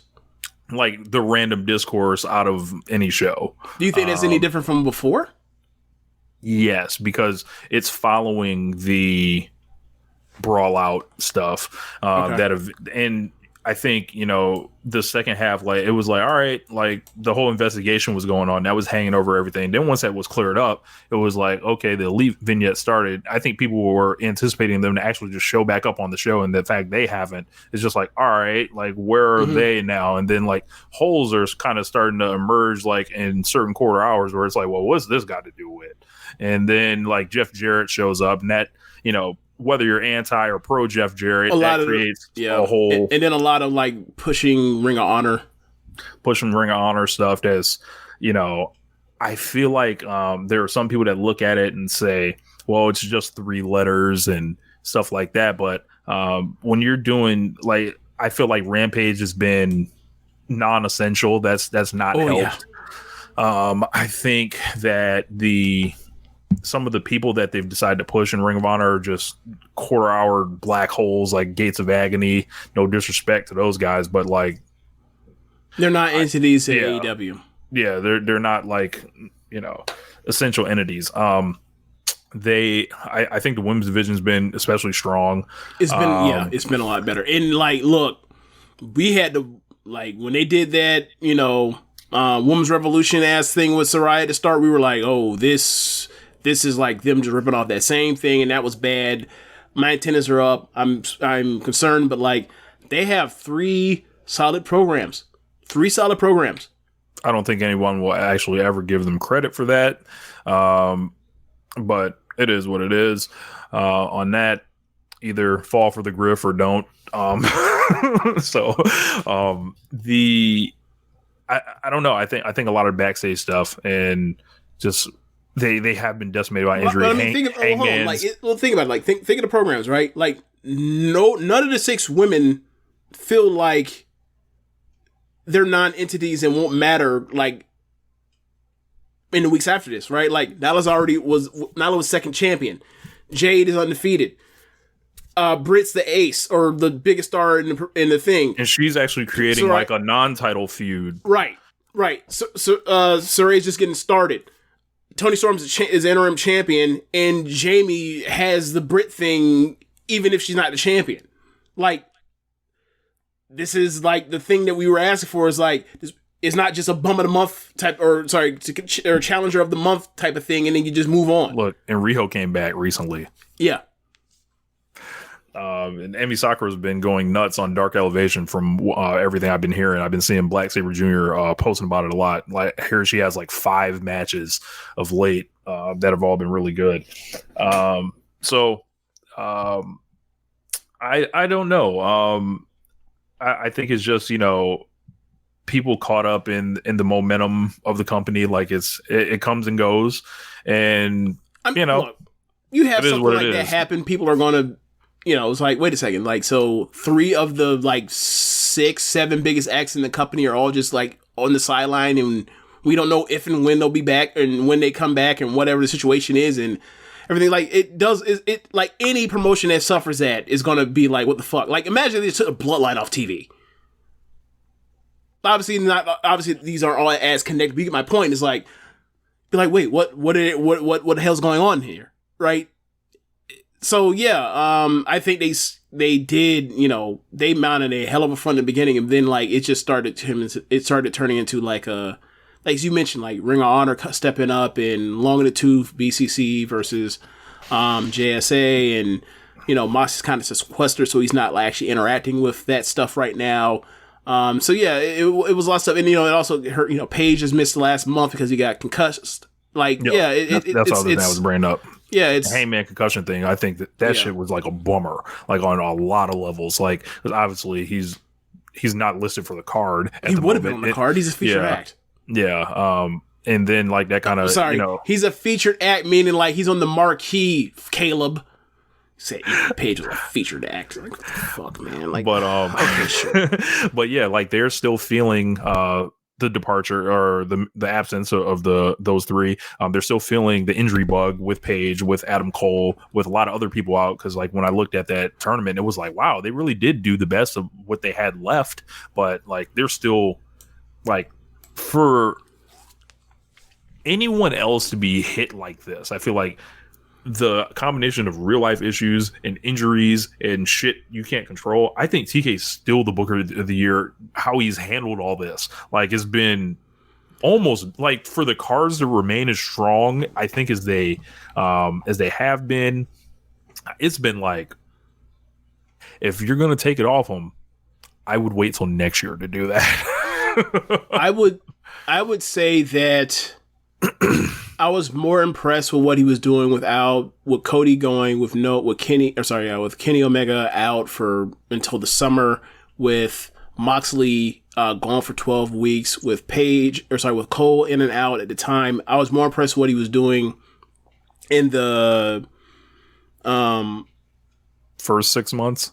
The first 6 months, actually more like the first 9 months, and didn't know MJF for a long time, like the first 9 months, and then like once the brawl out thing happened, it was like those first month was awesome, and then like started seeing some things and like, that's kind of odd, it's kind of strange, whatever else. Like either way, if I had to vote for promoter or Booker of the Year, like it's him and Rossi, but I think that like Rossi has kind of closed the gap because of like what the Grand Prix was, and then like the kind of weird stuff that kind of was him trying to, with the Ring of Honorification stuff that was going on, or whatever else. I understand, like, some of the stuff he's not going to care for, or whatever else, but, like, he's still, at worst. I just think that, I think he probably still be number one pick, but I think he's closed, the gap is shrinking, and we'll see how this goes with, like, these next two shows we're about to review, and where we go from here. Like, but with the leap back, it should kind of get back. That's a big shot in the arm for a lot of folks. So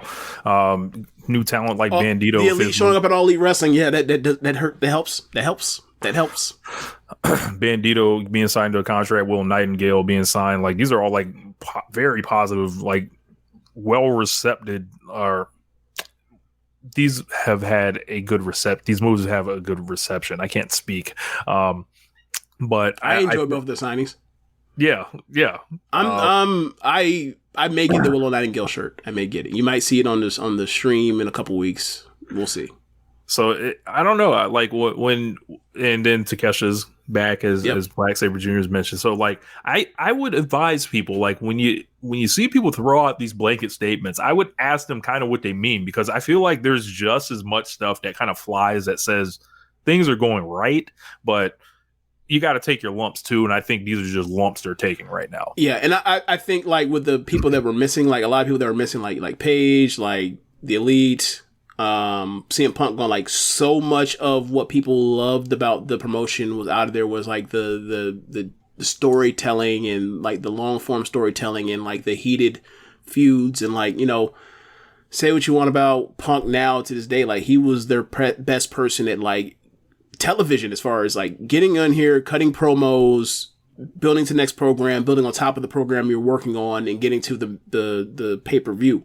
He just was. And like, he's going to be gone more likely than not, and like that's going to be a hole you have to fill. And like obviously you have people like Moxley and MJF, but like there's only but so many of them dudes that ever been on this spinning rock that could do that kind of thing, and he was still fucking awesome at it. So yeah, a lot of the quote unquote heart of the promotion, has been gone, with those three acts being sequestered off or sent off because they have to get figure out what the hell happened. So yeah, man, I guess now we just gotta hit the music.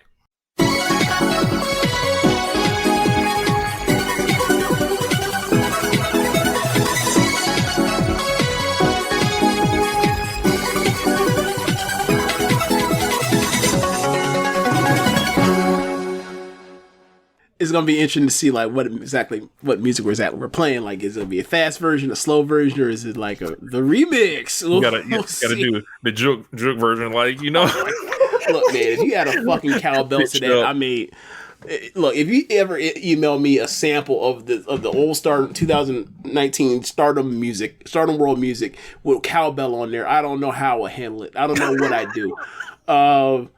Don't send me that bullshit tomorrow or tonight, Rich. Do not. We'll do with a sped up or a slow version for now, but don't send me that bullshit. Like if you want to send me like one of the wrestlers like music and then you sampled it and you added something or whatever else, I'll be okay with that. We'll see. But Rich, I'm telling you, do not send me that bullshit. Rich, you see her smiling and laughing. Do not send me that bullshit. So this weekend we have 2 pay-per-views. On the 19th, you have Stardom Gold Rush 2022. Is basically like a B level, probably like a C level pay-per-view, given what they're doing with the undercard. And then you have Historic Crossover the next day. First ever pay-per-view matchup meeting of, basically a joint show between Stardom and New Japan Pro Wrestling. I'm going to start with previewing the pay-per-view Gold Rush. So, this pay-per-view, the gist of it is you have a white belt match, you have a red belt match, you have a high-speed match for Izumi, and then you have a trios tournament, a 4-person trios, a 4-team trios tournament where the final is in a TLC match. Very similar to their late December pay-per-view that had a ladder match, elimination ladder match in it. So I'm just going to go from the bottom to the top. So the pre-show match is going to be a 3-way tag match between Lady C and Amasaki versus Ida and Kogo versus Roaka and Natsuko. And then the opener is a tag league match. Rich, you ready? It's the opening match. You ready? Yep. Mai Hime versus Nanai and Yu. That's going to be so fun. Wow. I had another match listed I was looking at. I thought you were going to talk about the other one, but I'm going from the bottom to the top. So okay. I'm just looking at Wikipedia, so maybe it's out of order. Okay. So second match is going to be another tag league match. Red Block is going to be Black Desire versus I Love Tokyo Sports. Obviously, Fuking and Death and Saki. So it's all Edo Tai. So I'm assuming there's going to be some hijinks in that. Probably more of a comedy match than a serious match, but it'll be fun. And then you get the start of the Gold Rush trios tournament. So you have Donna Del Mondo, Julia, Tekla, and Mai Sakurai versus Cosmic Angels, Tam Nakano, Natsupoi, and Waka Tsukiyama. I would probably bet on Donna Del Mondo winning, seeing that Waka is still yet to win in Stardom, but there's a possibility they could pull an upset of Waka beating Mai, but then I think to myself, wouldn't it be one of the most irresponsible things in the world to put Waka Tsukiyama in a fucking TLC match? I think that the only thing that would be worse would be putting Madison Rain in a TLC match. Oh my god! All right, so I think that Donna Del Mondo is going to get the win and they will advance. So similar to last year, it's a cash prize. I believe it is 10 million yen. I don't know what that translates to in English dollars, but obviously it's still a grip. I think it was 10 million yen last year too. The second match, the other half of the bracket, is Stars, Mayu, Kaguma, and Hazuki versus God's Eye plus Tomoka. The fourth member, the official fourth member of God's Eye. So it's Mirai, Ami, and Tomoka. That match should be a blast. You got Mirai, who's great. You have Tomoka, who's very fucking good every time I see her. I've never seen her in the match that wasn't very good. Hopefully she shows up wearing the black belt. Yes. I think maybe Mariah might show up in her, because I don't know what the belt ranking system is for judo, but she's a judoka, and I think she's accomplished too, similar to like Utami in like Micah. So like I think that like she might come out there with her in solidarity of we are martial artists. So I think that'll be the best match of the two semifinals. I think you're going to have Stars advance. I think you're going to get Stars in the match versus Dom Del Mondo. Either way, like I think Stars needs to win because of the versatility of seeing, and also the experience of seeing Hazuki, Kuma, and Mayu doing these kinds of matches. They had that match advanced to the finals last year, and then they also had that cage match earlier this year. So I think this is kind of like their thing. Like let's do specialty matches and like throw them in it. And then you get to the singles the title singles matches at that point. You get Azumi in there versus Hanazona. I forgot her first name. Hanazona is a comedy wrestler, but also has like high speed. Momoka Hanazona. Okay, yeah, and she also has like high speed capabilities. Like she does the funny things on New Blood with Waka every so often, and then she'll bust out moves and be like, "I think you're a sleeper." Well, so I think we'll see. And at the press conference, Azumi was there. Hanazona was not, but Azumi's mentioned like, I want to expand like high speed to Joshi, not just Stardom. So like she wants to kind of like outsource the wrestlers. Run out of opponents. Right, that too. So she already had a match with May from like the from like the early summer. That was awesome. And now she has this match. I think there's other people that she could wrestle. People like Mio Momono. Like she's been retired or not picked up, but like people like Mayu Shizuki that was around at least a year ago, and now she's jobless or whatever. So there are people around. And then then you have the semifinal white belt match. Maybe she can face Mercedes Moné. I think that Mercedes Moné will be saved for the Sunday show if she were to be in Japan. But yeah, semifinal white belt match: Saya Kamatani versus Kairi. Now the press conference happened after the Kamatani match with Mina. So the press conference basically. Kairi is sowing the seeds of doubt in, or basically like talking about like kind of like, will Kamatani, the Golden Phoenix, will she have like a crisis of conscience? Will she be afraid to pull the trigger given what happened the last time with Mina? As far as like, she goes for Phoenix Splash, airballs it, goes up again, botches, and the botch leads to her foot coming down instead of landing in a splash, coming down and landing on Mina's mouth and jaw, and messing up her jaw and knocking out some teeth. So clearly, Kamatani was shaken after the fact. It's playing on the mind like, do you still have what it takes to pull the trigger? Are you going to change? Are you still going to be yourself? Right. So I thought it was interesting, and you can kind of see Kamatani kind of like saying like, I'm going to still be me because that's what I owe to the fans, whatever else. But like, I think it's going to come into play. So I think it's interesting. And look, this is 1,000 times better than the last time they had a press conference where she's just crying and just shaking, just being in the presence of fucking Kairi. Like I hated that so much. So this is so much Kairi better. Just sounds like this evil person. Like when I was watching this, she's just this manipulator.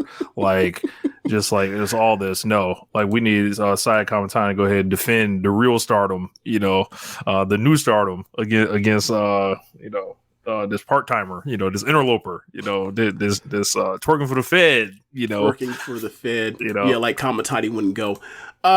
So then the main event, Shuri versus Utami. Hold on. That one's for the belt. We're looking at a white belt match. Wait, sorry. 30-minute draw on this, or what's your That's what I'm thinking. Temperature on it? That's what I'm thinking. Yeah, 30-minute draw. That's what I'm thinking. Yeah, because Kairi's got a match the next day, so yeah. I don't think beating her would be. No, they're not beating her. 30-minute draw. Either she becomes white belt champion or it's 30-minute draw. 1 of 2 options. So, the main event, Shuri versus Utami. Every time they say touch, no more. Yeah, every time they touch, it's fucking fantastic. Say no more. The only thing that stops it from being a fucking match of the year contender is time. Like, they had a 15-minute or a match with a 15-minute time limit this year in the first weekend of the Grand Prix that I gave 4.5 stars. That like ended at like 1450 something, and it was fucking awesome. So Shuri and Utami watched the final last month, and now they go, all right, we got some. We gonna get our turn now. So I'm expecting the Stardom match of the year. It's well within the realm of possibility. So the press conference, Shuri talked about how like she's on 9 defenses, which happened to be the same number that Utami was on before she lost the belt to Shuri. So this is about passing these rivals being rivals over the red belt. Now, a year or 11 months later, like Shuri has a chance to pass her in defenses, and Utami's there to try to regain the belt and then go to Dream Queendom. The thing I don't like about this, or the way they have presented Stardom pay-per-views since the Grand Prix, they are like going heavy on the like this is like just a victory lap or Julie's on a victory lap, like she's already has won the belt. I don't necessarily like that. Like, it's kind of like the Micah and Shuri pay-per-view match from 2 weeks ago. Like, the video package was filled with like Julia with the Grand Prix stuff with the trophy and the crown. It was like, but that's not till December 29th, 2022. What about they treating her like MJF? What about November? Right. It's like, what about like November 3rd, 2022? What about November 19th, 2022? Like, this is like, this is the best match that you guys have as far as in-ring quality. This is like the match that gets you international attention. Look, Shuri and Julia had one of the 5 best matches in Stardom this year already back in March. They will not be on the level of a Shuri and Utami match. Like, you are kind of putting the cart before the horse, it feels like. So Utami is saying in the press conference, like, I'm going to beat you, my biggest rival ever, and then I'm going to go to face Julia in Sumo Hall. And it was like, I don't really like that. Like, how about just making the thing be like, I'm going to climb Mount Everest, and like I'm going to like in a big win title situation finally beat this person that like has always stonewalled me. Right? Like, but right. It wasn't said like that. It was just like, it was that. So, and Shuri's goal is to, because she has, that kind of respect for Utami, is like, I want to beat you for I want to pass you in the fences, and like Utami's there to close the door. But like either way, didn't get super physical or anything like that. They just, not a smile in sight. Yeah, wasn't much smiling at all. Did you see the fit Utami had? Yes. Yeah. Like she's been bringing that energy of late in the last few months on press conferences. She like she need a roughneck. It looks like she is the roughneck. And the thing is, I'll be like, okay, I will wear that. She cool as hell. She cool as hell. Like when she called herself the Royal Cool, champion a year ago, it was like, okay, but like now when she's wearing these fists, is like, I see it. I see the cool. I definitely see the cool. But yeah, like the match is gonna be fucking awesome. This comes down to one thing, James. The one defining thing. There's a time limit. No. Okay. Will Utami wear the extensions? Because if she doesn't, she'll lose. Oh man. The power is in the hair. The power is in the hair. She's like Samson. Could be. We'll see. We'll see how it comes. I do like her new gear, which is really hard to say given that like she always has awesome gear. So it's like every time you make a change, it's like it could be a downgrade because it's already a high bar. but she continues to do it. But yeah, she this match is gonna be awesome, and like I can't wait to see them do that again, and that's gonna be fun. And like quite frankly, would anybody be shocked that's the best match this weekend? No. Yeah. So let's get to this charity show. Stardom's doing this charity and letting these men on the card with them. So not normally our thing to really, talk about these funky dudes and all that. But they were gracious enough, to allow the New Japan wrestlers to come on with them, still main event, of course, on top, Kyrie versus Mayu, everybody gotta fall in line after that. All right, well let me, do you want to go from top to bottom or top to bottom? I still want to do the bit. Okay, my bad, go ahead. I didn't know you were doing a bit. I thought you were just, okay, go ahead. My bad. I'm out the way. I'm out the way. I'm people like flat. I'm out the way. People like Keiji Muto gotta find their place on the card, behind Mayu Iwatani, Tetsuya Naito, have fun working the opener, whatever you're doing on the show. I don't know. It's like third from the top or fourth from the top, something like that. Third match, I think. Kazuchika Okada, what does it look like, when, you're walking back after your match and then you see Kyrie there, ready to hold down the show. Ready to send the fans home happy. And one of those two will be cutting the post-match promo, Tom Lawler and Zack Sabre Jr. get to, be in the presence of the former Donna Del Mondo. Like what are they even doing next to them? Like, I don't even understand. Then, I'm looking at the rest of this show and man, I'm just glad someone like Hiroshi Tanahashi finally gets to be around some excellence, standing next to Utami Hayashishita, as he's had terrible tag team partners over the years, aside from Kota Ibushi. They'll team Hiroshi Tanahashi with any goddamn body. Yeah, that's true. That's true. So I'm just glad that, Stardom could, be the class of Japan, and allow these people to, to help them, help expose New Japan to the rest of the world, Okay, so, all right.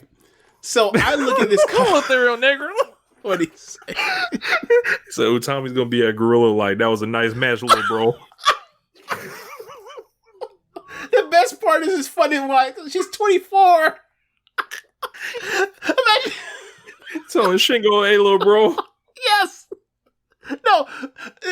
Like, be like, yeah, there's a nice little match he's had out there. You did a good job not getting in the way of Natsu Point Tam, Tai Chi. Like, that's a real good job. I'm not fucking it up. Like, hey, bro, do you see that? Do you see those pictures of Kanemaru and Tai Chi at the Stardom Dojo? And I just have one question, James. Has Kanemaru and Tai Chi dedicated themselves to learn to dance? Did Tam make them attend dance practice to do the dance on the way in? Told Tai Chi there will be no singing tonight. It's about this dancing. That's what we're doing. Okay, so wait. Okay, so the tag, their tag music like has the lip syncing in it, right? Yeah. Like, here's my question. Will they all come down to the ring, and instead of Tai Chi like performing with his music, he comes down to the ring as Tam and Natsu Point come out there and they got their own sticks and they start singing their music. He'll be adding additional vocals. Yeah. Oh my God. Tai Chi on the background vocals. He just lip syncing. That'd be fucking hilarious. All right. So, but no, what I was saying was like, they showed Kanemaru and Tai Chi in the Stardom Dojo as like, Tam and Natsu Point were like demonstrating like their combo floor dive, and then like, bro, first off, I noticed that the ring ropes weren't tight, so that this has something to do with it. But man, like Tai Chi Kanemaru, like it was catching pure hell trying to climb the fucking ropes. Like it's like, bro, I've seen Tai Chi have some of the best matches in any given year at times, and like this man was out here struggling fighting for his fucking life to get to the second rope. Okay, so yeah, and in New Japan, their highest men's match is with, Will Ospreay kind of anchoring it, and he'd rather be teaming with Azumi. Yeah, that is absolutely true. He would much rather be teaming with Azumi. You tell me, whose show this is. All right, let's all shits and giggles aside. Let's go through this. Let's go through the card. So can you tell? I wasn't like preparing that or anything, but I've been waiting to do this. Look, I'm saving some of it for the Keepin It Strong Style show for the review. Because look, that video that I sent you that I had clipped up of somebody from one of the talk shows, like giving Stephen A. Smith the blues, I still have that saved. I have yet to deploy that. I have that saved, and I cannot wait to use that on Twitter in a couple days, and then put it on the cross platform thing or whatever. Oh my god, it's gonna be great. But yeah, so pre-show match, you have domestic dojo guys versus LA dojo guys, and in a 8-person tag match. So like the LA dojo guys, Kevin Knight, Gabriel Kidd, Alice Coughlin, and Clark Connors versus some of the newer guys like the Oscar guy. I believe that's the guy that just the big guy that they signed this foreign that's not Japanese. I think he's Russian. Yeah, because he was he not a weightlifter? Was he like a freestyle wrestler? Yeah, like a freestyle wrestler and shit like that. So so I remember Josh was saying like gigantic dude. So Fujita Oiwa and Yuto Nakashima. Yeah. So then you have you're gonna have a Stardom Battle Royal, a Stardom Rambo. Hopefully they keep it short. Hopefully it is more like this year's Sumo Hall Rambo than the Budokan Hall Rambo, because that was just unruly mess. To get everybody in the card. Then second match you have Chaos plus Leo Rush versus House of Torture. Good luck with that. I mean, Leo Rush, Yoshihashi, Ishii versus Sho, Dick Togo, Yujiro, and Evil. Good luck with that. Once you get past, no words. Yeah, once you get past that bullshit, you get Queen's Quest versus Donna Del Mondo. You get Lady C, Azumi, and Saya Kamatani versus Himeka, Tekla, and Mai Sakurai. That should be a good match. Yeah, you keep Mai out the way and let Tekla and Himeka go in there with the rest of them. Yep. I think Lady C is probably going to eat this pin, but still should be a good match or a fun match nonetheless. Probably like in the 3 1/4 range. Then you start getting to the Tom Lawler, who is fanboyed himself yes! into a tag team with the number one wrestler in the world. Yeah, yes. I was going to say, like, we start getting to the inter promotional matches here, and like this is quite frank. Like, should we put Tom Lawler on for next of the year for getting this match for sure? Man, you might have to ask that question. Look. We started covering Stardom at the beginning of 2019. I started watching Stardom at the beginning of 2019. And then we started covering it here on One Nation Radio, like, probably around, like after the WrestleMania weekend show that they had in New York City, right? And, they would talk about Stardom here and there and every blue moon. And you obviously mentioned the Observer, the results, everything every single week. It's picked up in coverage where, Meltzer will watch their bigger matches or whatever else when he hears great word of mouth about some match. So basically, like, if he reviews a match, probably like some match he heard was like 4.5 stars plus, whatever, right? If you talk about their business and their business picking up this Bushiroad acquisition, the Shiryu Utami match got the eyes around so many people that Lawler watched it, fell in love with watching Shiryu and her style. And then was so impressed that he's like, I guess he watched other shows and was like, hey man, we need to, Alvarez, we need to like cover on 54 Daily, like every Monday show. Like we need to cover every time they do a pay-per-view, and he covers it regularly. Right. And like, so, it's always been about how much he loves Shuri and given, his background in MMA, everything, like what she brings as the hybrid between MMA and wrestling.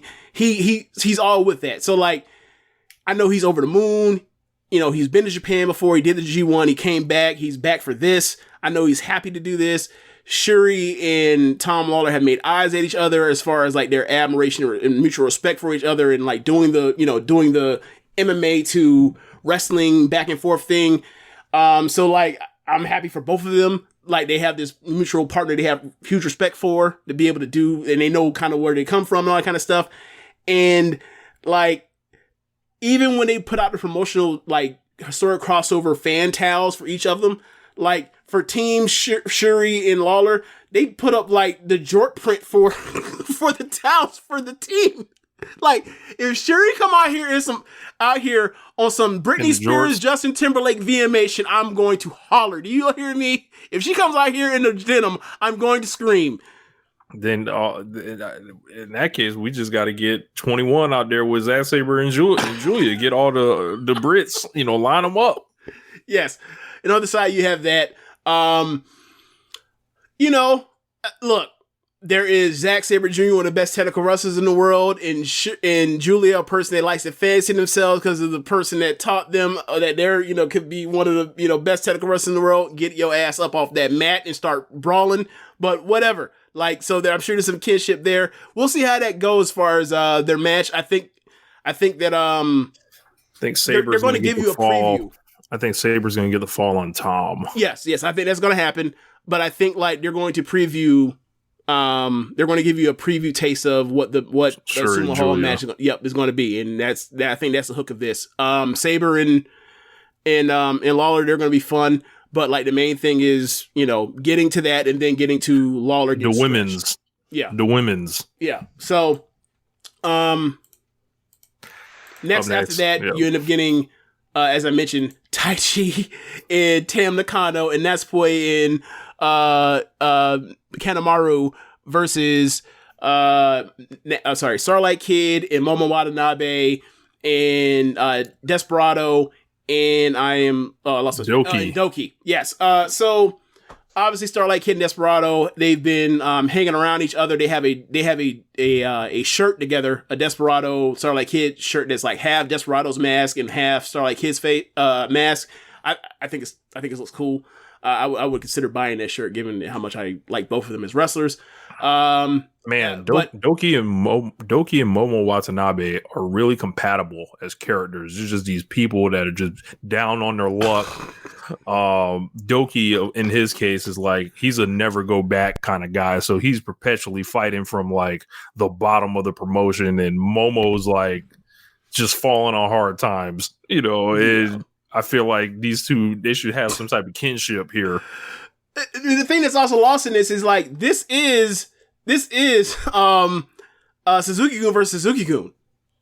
Right. So like it's gonna be obviously I think there's gonna be some awkwardness and eventually wrestle as far as like Cosmic Angels and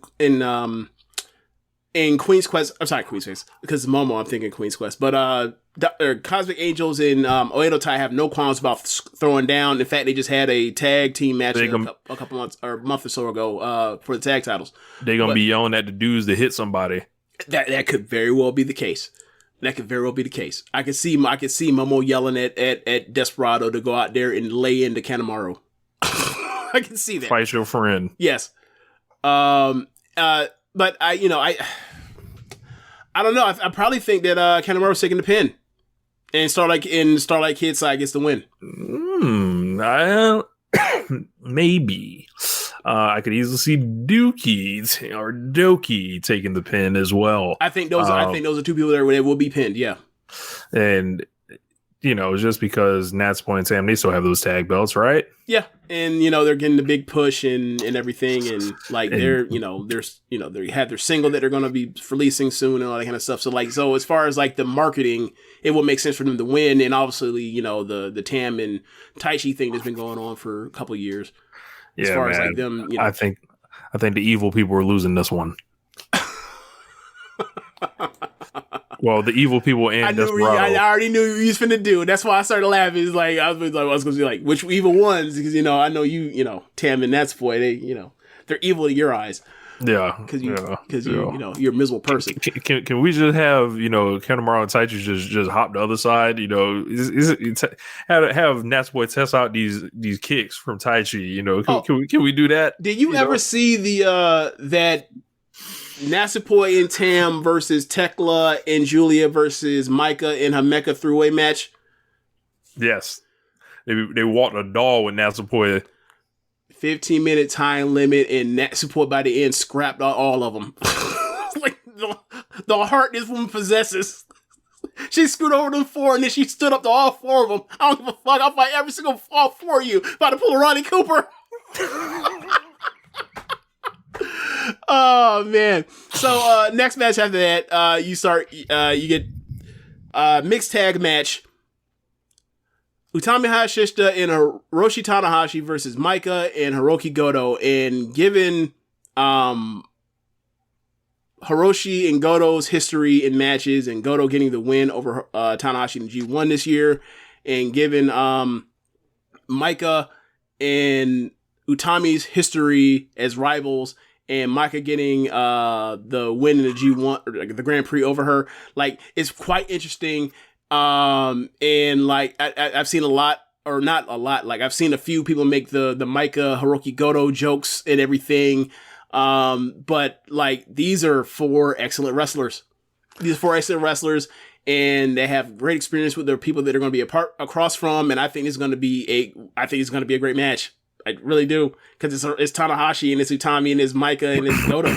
Man, the ring gear is going to be it's going to be great. Yeah. Between all these people, all these people will spend that yen. Yeah.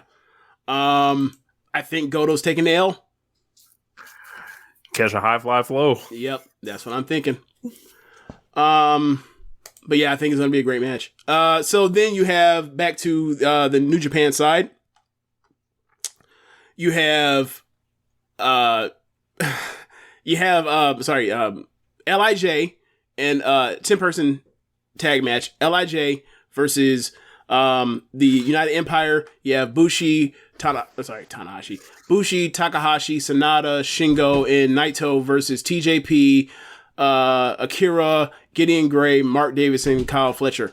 I think this match is like the house, or so you call it, the party match. I think they're going to go out there and, get 12 minutes or something, and they're just going to fly around. And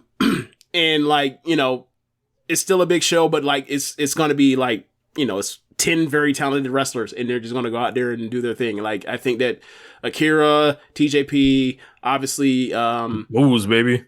Yeah, moves. Ozzy Open, they're there for the moves. Shingo, Naito, Sanada, Tanahashi, Takahashi, Hiromu, and Bushi. I think it's going to be like the fun party match. Yeah, getting Gray getting pinned. Yeah, yes, he is. Who do you think's doing the pinning? Shingo Takagi. Okay. Well, you don't think Naito? Oh yeah, Naito could pin him. He just lost to Ospreay. I'm thinking maybe Then semi-main event. Just this, we already know who the pin eater is on this. Is fine, but Okada, the Great Muta, and Toru Yano. Think of this fucking team.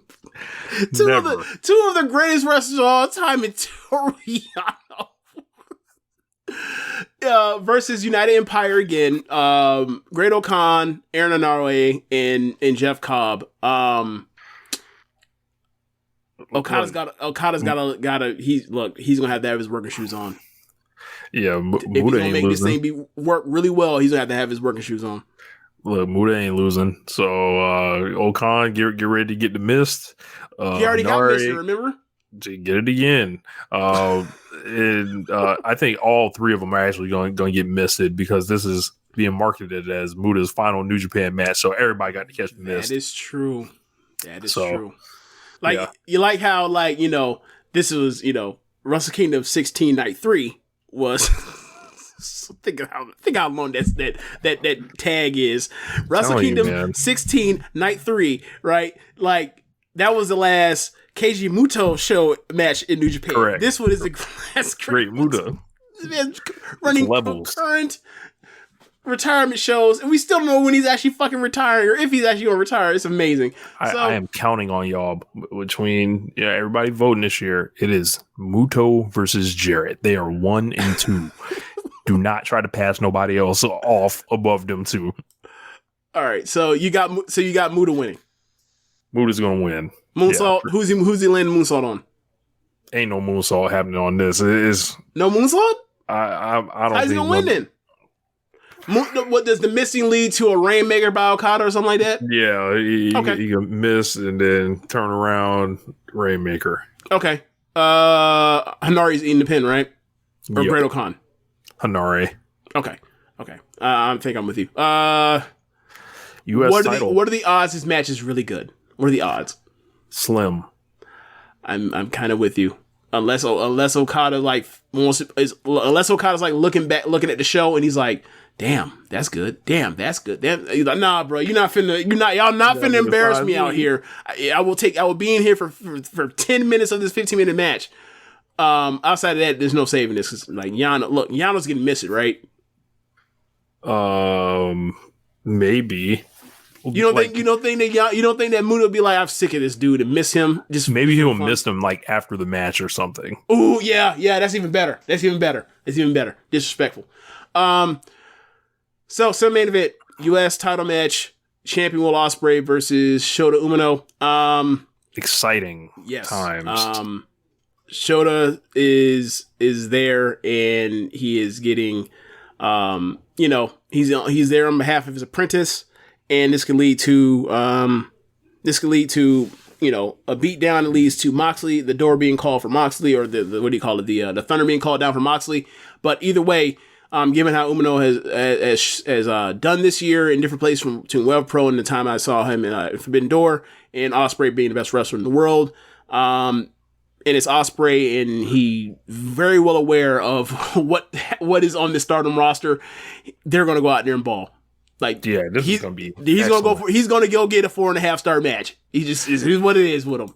Excited for Shota Umino. I'll tell you this: they better not ever try to dangle a Omega and Ospreay program and then give me Ospreay and Moxley in his place.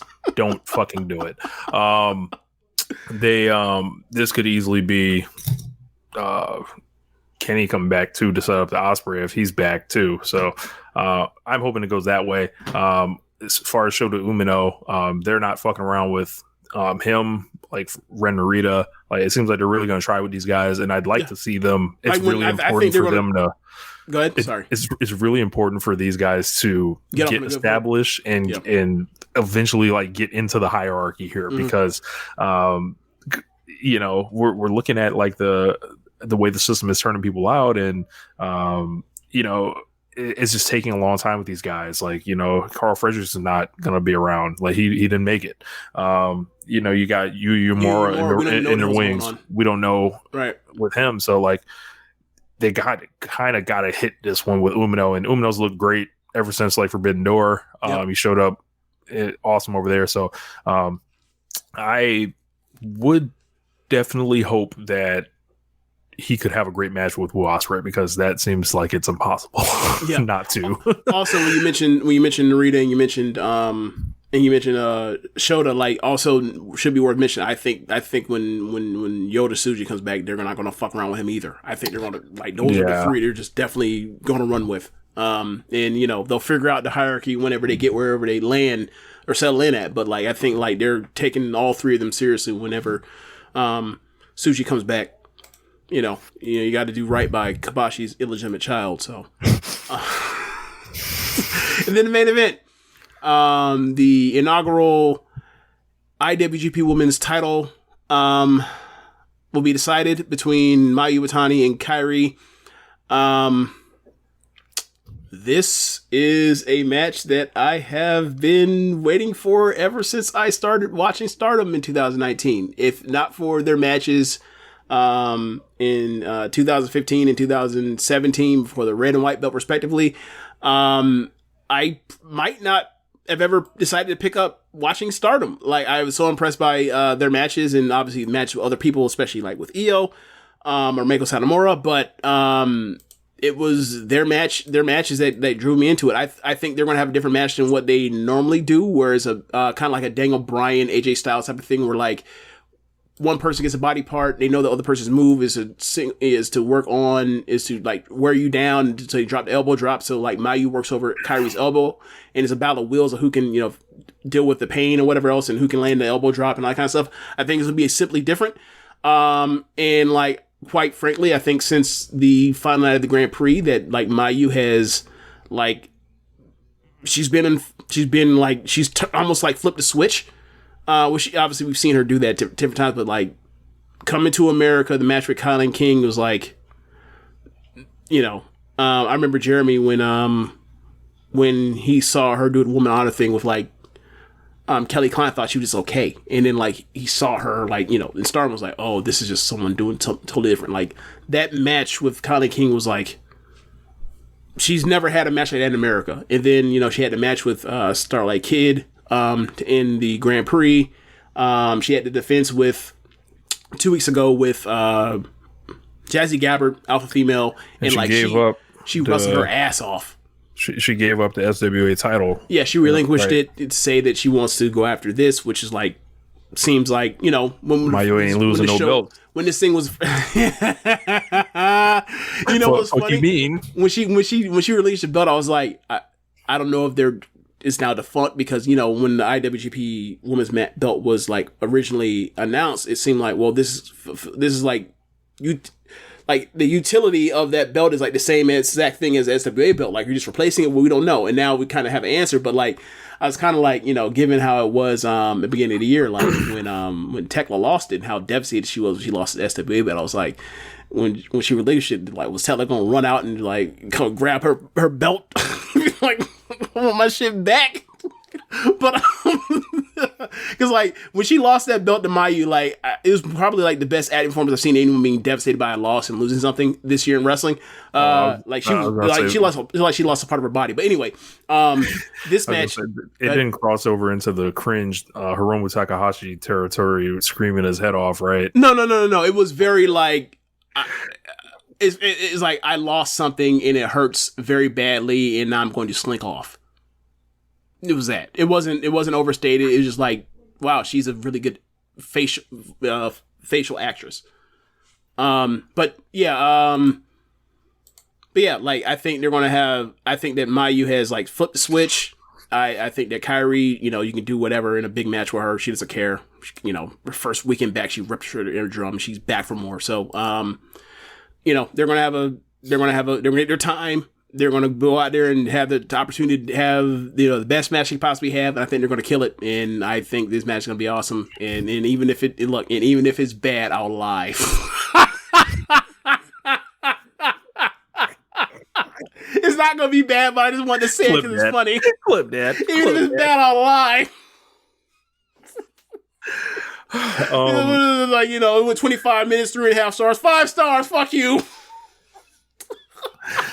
James ready to start voting on Cage Match for that. He's running right to the window.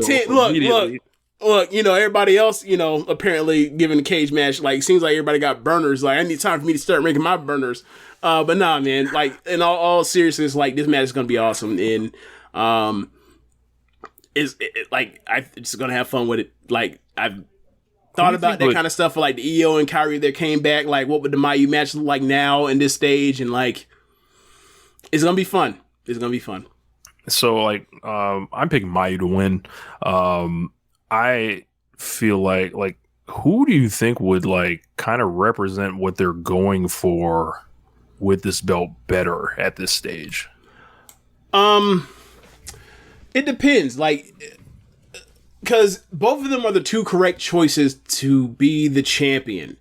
Given that it's an international belt, like if you are going to make this a thing where like this is going to be a part of the touring brand for New Japan of America on like, Windy City Riots and stuff like that, or Genesis, stuff like that, then like, yeah, Kairi's name has a cachet to it that Mayu's doesn't, but Mayu does have cachet as far as like people that like women's wrestling and like Japanese women's wrestling are going to know Mayu Iwatani, and you know, like she did like these New Japan fans aren't idiots, right? And when she did the Kylan King match in New York, like she was over, right? I mean, and obviously the Woman of Honor stuff like that does help. Like people know her, right? Like she was on G1 Supercard, right? Like she was in Master Garden. People know her. But I think the Kyrie thing serves that purpose of like you can make her real star. You can make her you stupid. Kyrie doesn't cut promos like that. You can make it a thing where like it's she is an attraction and she comes in and she have a title match just in place and and all that kind of stuff. So I don't think there's a wrong answer. Me personally, I would put it on Mayu. Kelly Klein, real star.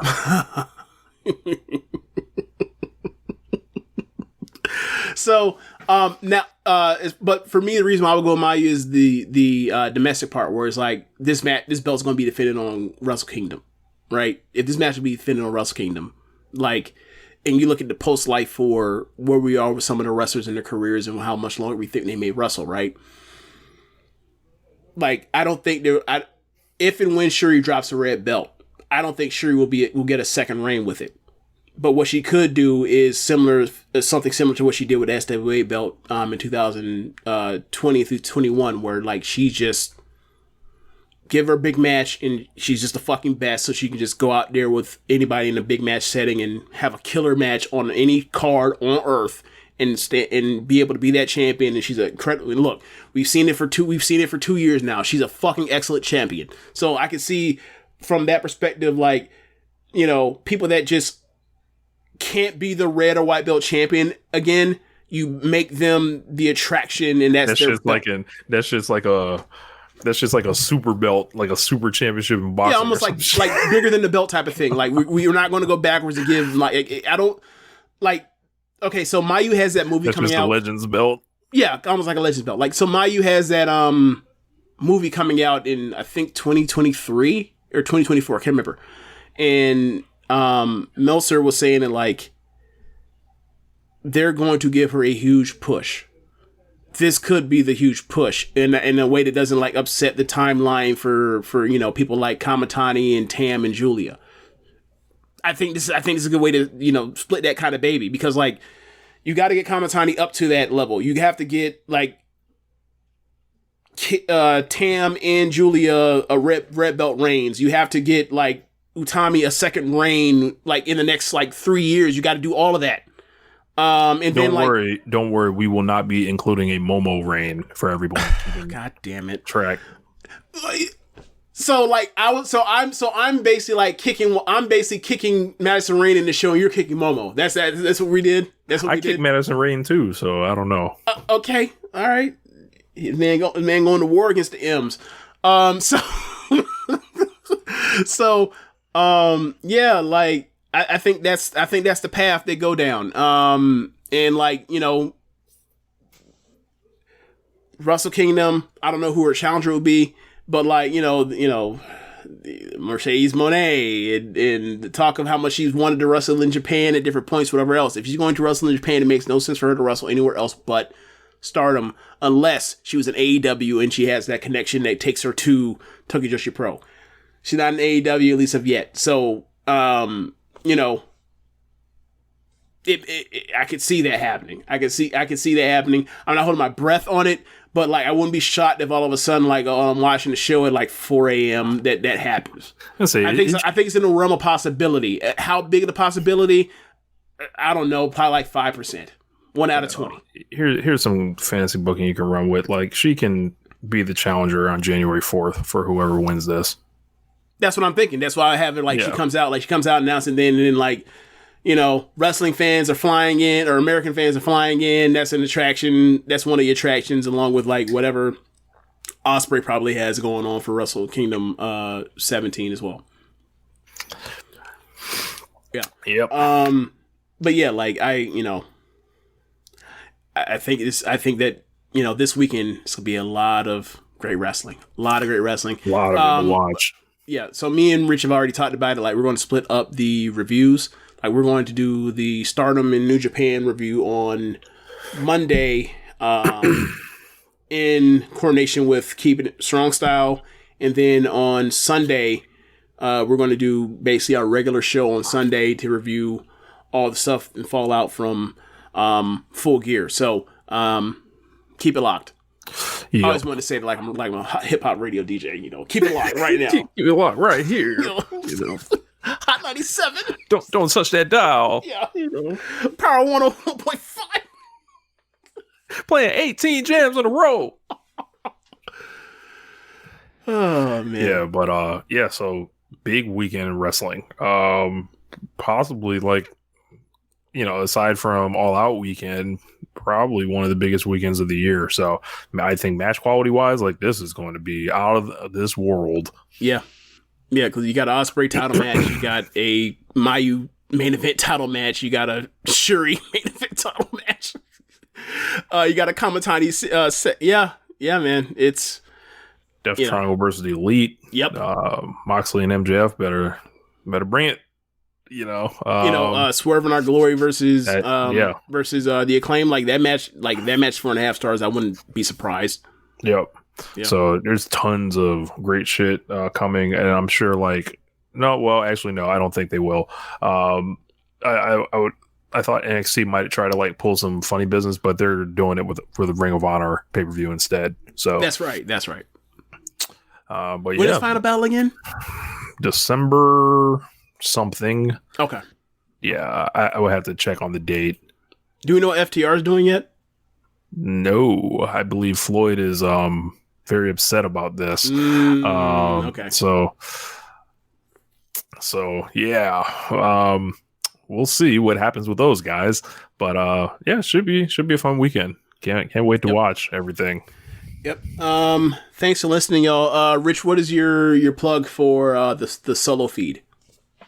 Oh yeah. Make sure you guys download on the individual feed for One Nation Radio. December 10th. Awesome. Is the ROH show. Okay.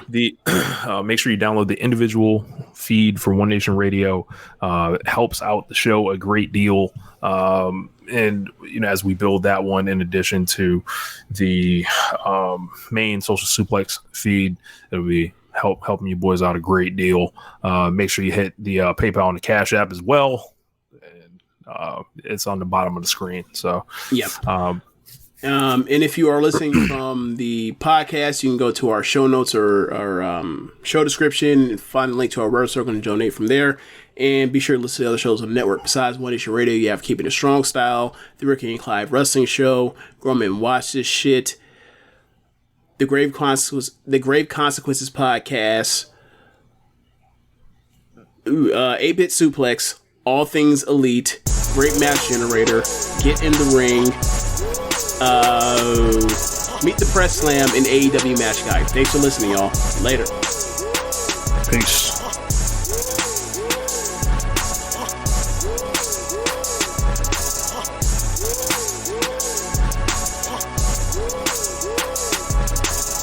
This episode is brought to you by Verizon. With Verizon, you can now get a private 5G network, so you can do more than connect your business. You can make it even smarter. Now ports can know where every piece of cargo is and where it's going. Robots can predict breakdowns and order their own replacement parts. And retailers can get ahead of the fashion trend of the day with a new line tomorrow. With a Verizon private 5G network, you can get more agility and security, giving you more control of your business. We call this enterprise intelligence. From the network America relies on, Verizon. 5G ultra wideband available in select areas. Pre-qualification required for private 5G network. Terms apply.